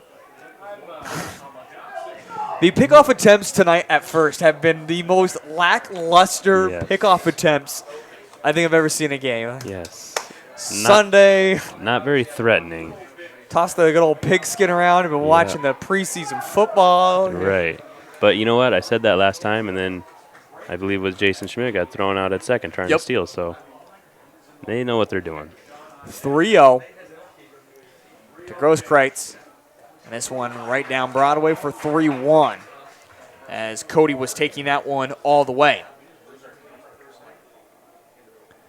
So 3-1. And he sees this pitch, pops it out into left. Tagging up is Lorenz, and he will run quickly and score. It's another tick-for-tack play. 10-7.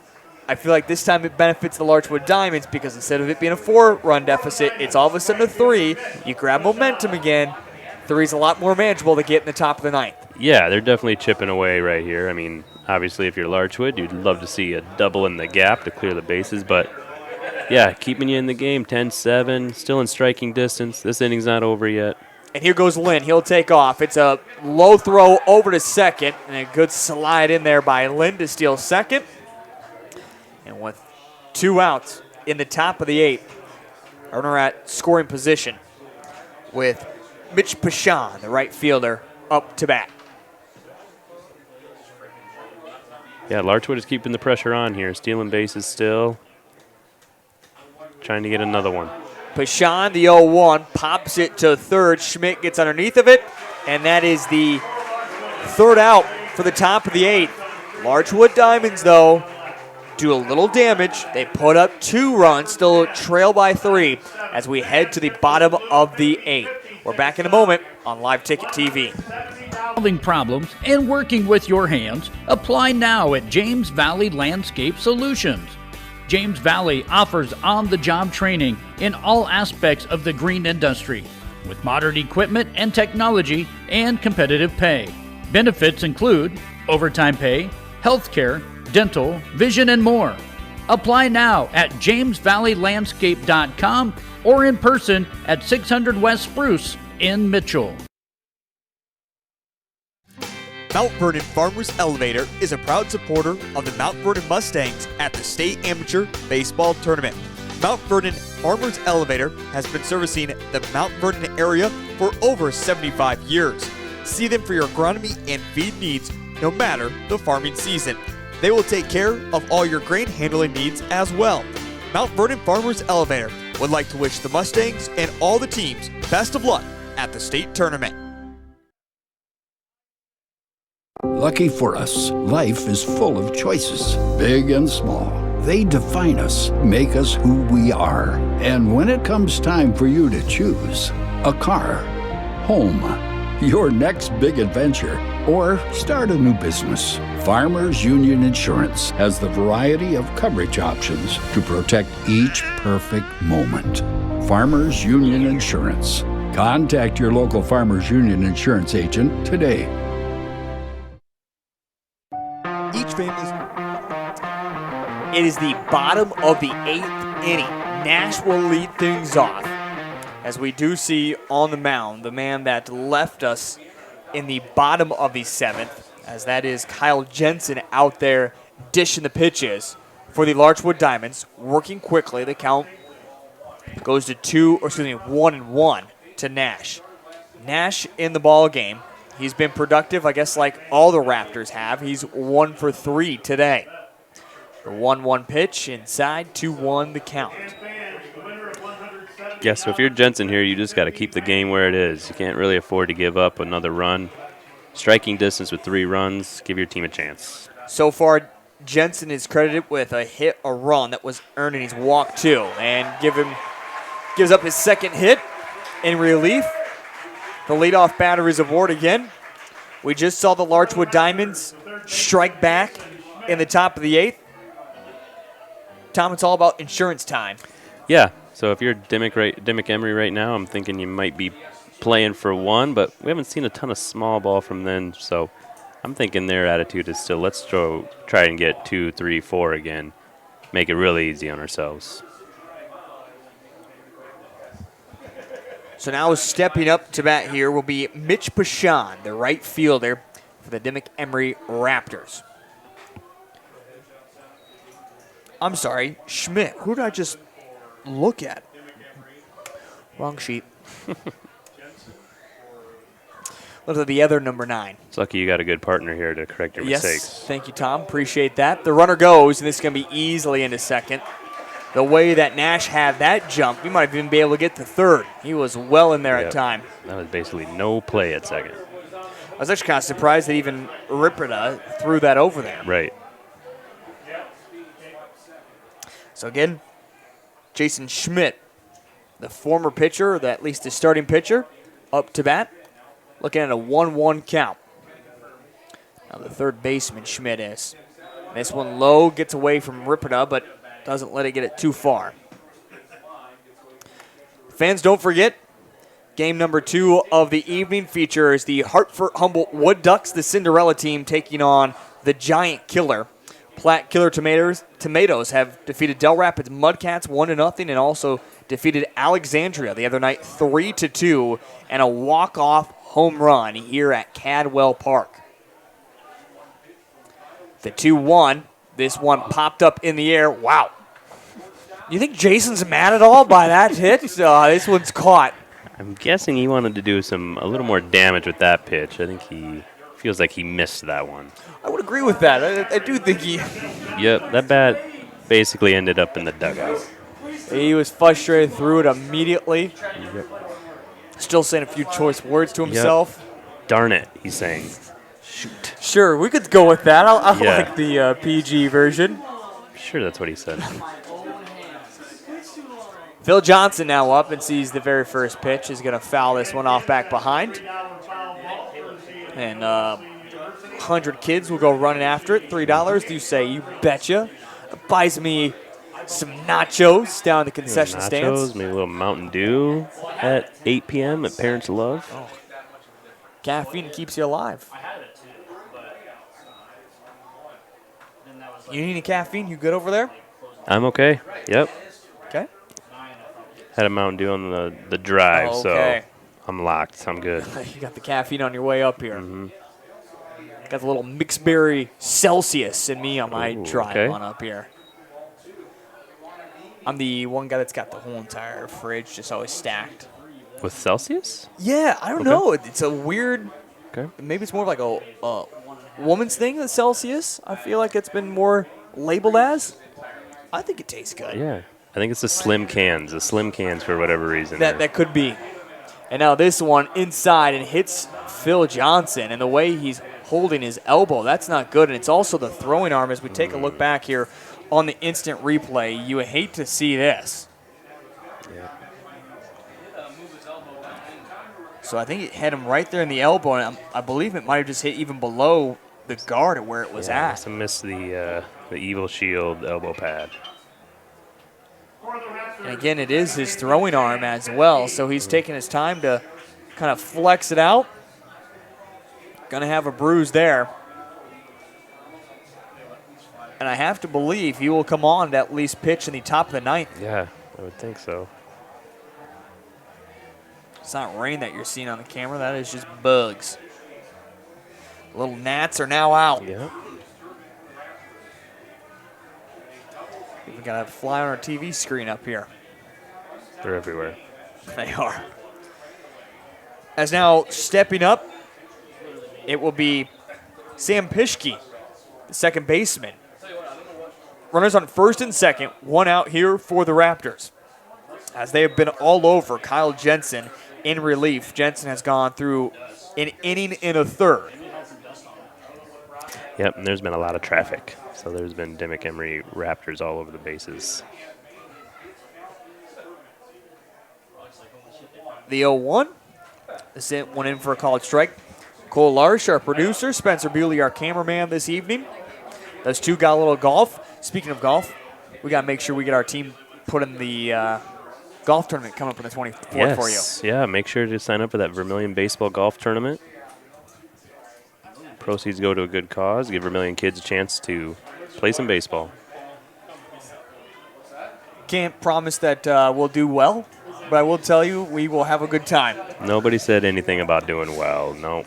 If it's anything that lives up to the Vermilion Boosters golf outing, we certainly had a good time, and we did not die when it was 110 degrees out there. I'll say that was a little too hot for me.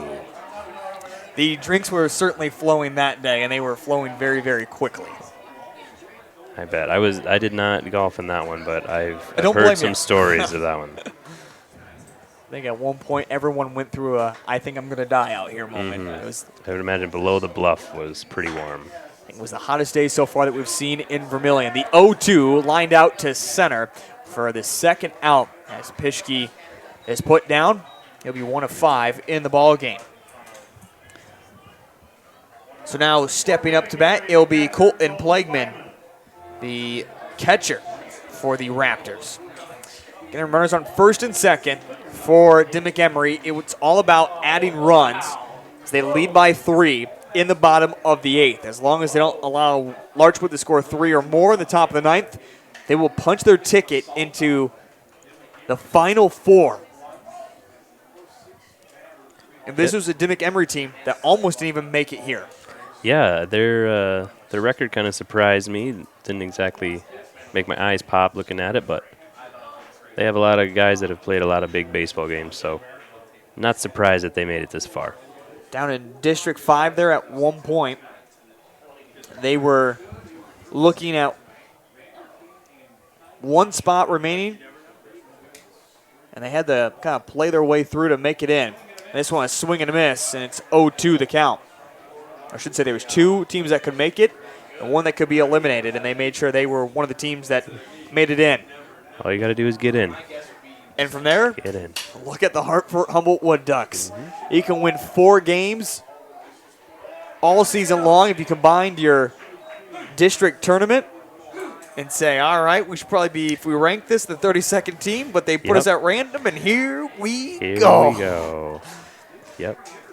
You got to imagine that those guys didn't think they'd make it this far, but that's the beauty of it. As the classic saying goes, it's not about how you start, it's about how you finish. How you finish, hot at the right time. They're the Cinderella team right now in the state tournament. I'm on the Wood Ducks bandwagon, but it's going to be a tough task tonight against the Killer Tomatoes. Again, Killer Tomatoes have defeated Del Rapids Mudcats, who I believe had, less than 4 losses coming into this state tournament. And then Alexandria Angels. Angels a little bit on the downside the past couple of years, but as I always like to say, they've played the villain, it seems, as of so late at the state tournament because they always win. They're always winning the state tournament. Yeah, that was a crazy run they were on there for a while. And now the 3-2, another walk given up, and the bases are loaded. So now Josh Inquist, the right fielder, will step up to bat for the Dimock-Emery Raptors. Kyle Jensen's just 1 pitch away from getting himself out of this inning, or 1 pitch away from giving up a grand slam. And this one putting it out of reach for the Diamonds, it looks like. Yeah, I mean, it's easy for us to say, but you got to remember if you're Jensen, I'm just 1 pitch away from getting out of here. There's now an out at every bag if you're a Diamonds fan. And again, if you can get out of this inning, you go, all right, we're fine. Yep, still okay. Still trailing by 3.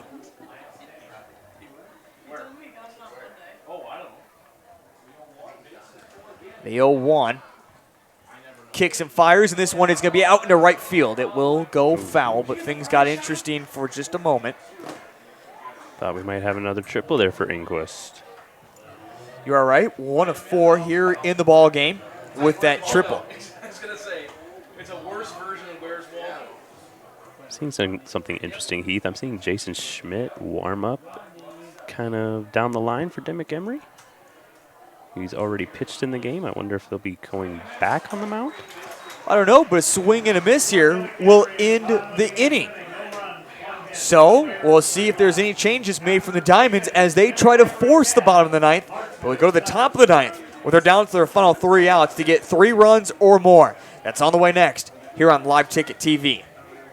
Needs are different and special. Will Funeral Chapel will listen with sensitivity, answer all questions, and respect your choices. The Will Funeral Chapel staff can assist you in planning and coordinating all the details. They will explain all the different options to make you feel at ease and most comfortable with all the decisions. Find out more by visiting their website at willfuneralchapel.com. Their sincerest hope is that you and your family will be comforted by their efforts.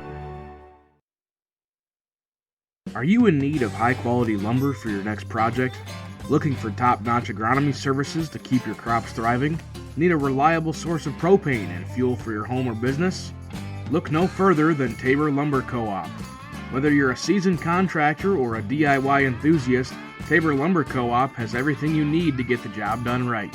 And with their competitive prices and top-notch customer service, you'll be glad you chose Tabor Lumber Co-op for all your lumber, propane, and agronomy services. Do you have a Back at Cadwell Park as we move to the top of the 9th inning. Larchwood down to their final 3 outs. The Larchwood Diamonds in the first round beat the Burke Bombers 18-3. And then in their second round beat Wessington Springs 16-6. 34 runs in their first 2 games. They gave up 9 runs combined in those first 2 games. Tonight they have given up 10. They have scored 7 themselves. Phil Johnson will remain out there. Keaton Gravengood, I don't think he can get any better than this. To lead things off, if you're a Diamonds fan, batting 1,000. He was intentionally walked his last time up. That's how dangerous he is. With the untucked jersey, he will step in. Yeah, not a bad guy to lead off the inning here. 3 for 3 with an intentional walk. I think this is who I'd want the most. Yeah. If I had to choose I'm okay with, if I'm Larchwood, I'm okay with this guy leading off.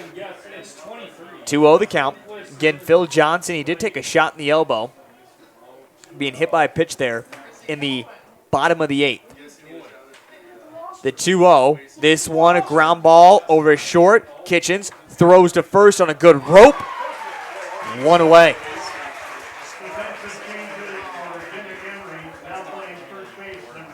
Nobody is warming up at the moment in the bullpen, just in case for Phil Johnson. Right. They're saying, Phil, you got it, dude. Chase Vanderfeen steps up. We trust you to get 3 outs before they get 3 runs. So far,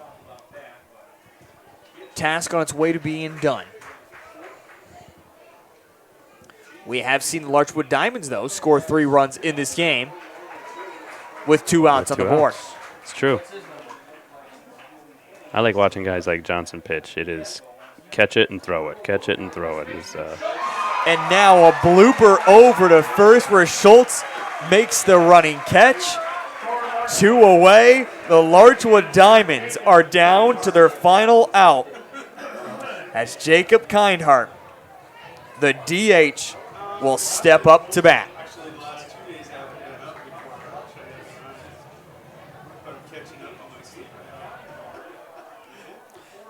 Sees the very first pitch, and he will put this one out into center. Extend the inning, that guy. Here we go, Tom. Here we go. Rally cap. We said you can do it with 2 outs before. You never know. Whatever you got to do to be a base runner. Brent Ripperda, the catcher, will now step up. By the way, Jacob, before that at-bat, was 0 for 4. So his first base hit comes at the best time possible. 0 for 4, and first pitch of the at-bat, I'm just going to hit a line drive up the middle. Brent Ripperda has 2 hits in the ball game, and that is it. No runs, no RBIs to his name. Sees the first pitch in. 1-0 the count. Nervy moments for the Larchwood Diamonds, trailing by 3 in the top of the 9th. The only team not from South Dakota still in this state tournament. We entered in with 3. 2 of them were eliminated in the first round. The Diamonds trying to play spoils to the 92nd South Dakota State Amateur Tournament. And this pitch inside will hit Ripperda. We are now 1 pitch away from tying this up. We are 1 pitch away from ending the ball game. We got a chance here. We got a chance. I'm hoping for some extra baseball. I know, Heath, you are as well. I want to see some more. I got nowhere to go. Might as well. You got nothing going on Friday morning? Nothing going on. Let's keep going. Let's do it. Gavin Lorenz, the left fielder, will step up, takes the first pitch in for a called strike. Gavin does have a hit and a run tonight. This pitch in for a called strike, and quickly Johnson has put Gavin and the Larchwood Diamonds down to their final strike out of nowhere. The 0-2 fires this one in, fouled. Oof. That one had to be chased after very quickly. He was protecting, and he didn't want that game to end on that pitch. The 0-2 kicks and fires. This one, swing and a miss. And that one is the final out.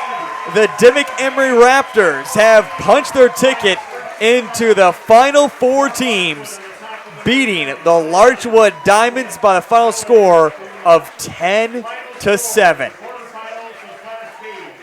Tom Heisinger, before I say goodbye to you, your final thoughts on tonight's game, seeing 17 runs, a decent game between these 2 teams. Yeah, a 10-7 game, and we saw a ton of hits. Larchwood actually out-hit Dimock-Emery, but Dimock-Emery with some timely hits and scoring runs when they needed to, and just enough pitching to win the whole thing. So, great game, and Heath, I want to thank you for bringing me along here. Give me a chance to do something I want to do is go call an amateur baseball game, so I appreciate it. Check it off the bucket list. We'll see you back here next year? Absolutely, dude. Yeah, shoot me a text, and I'll see if I can sneak up here. Tom Heisinger joins us this evening as your final score. Dimock-Emery Raptors get the final victory, 10-7. Quick look here at the final numbers. Phil Johnson does get the win, going through 4 2/3 innings, giving up 5 hits. He struck out 4 along the way. It will be Brian Weedy who will take the loss. Through 6 innings pitched, gave up 7 hits, 6 runs, 4 earned, struck out 3. The Dimock-Emery Raptors are on to the Final 4 as they defeat Larchwood 10-7.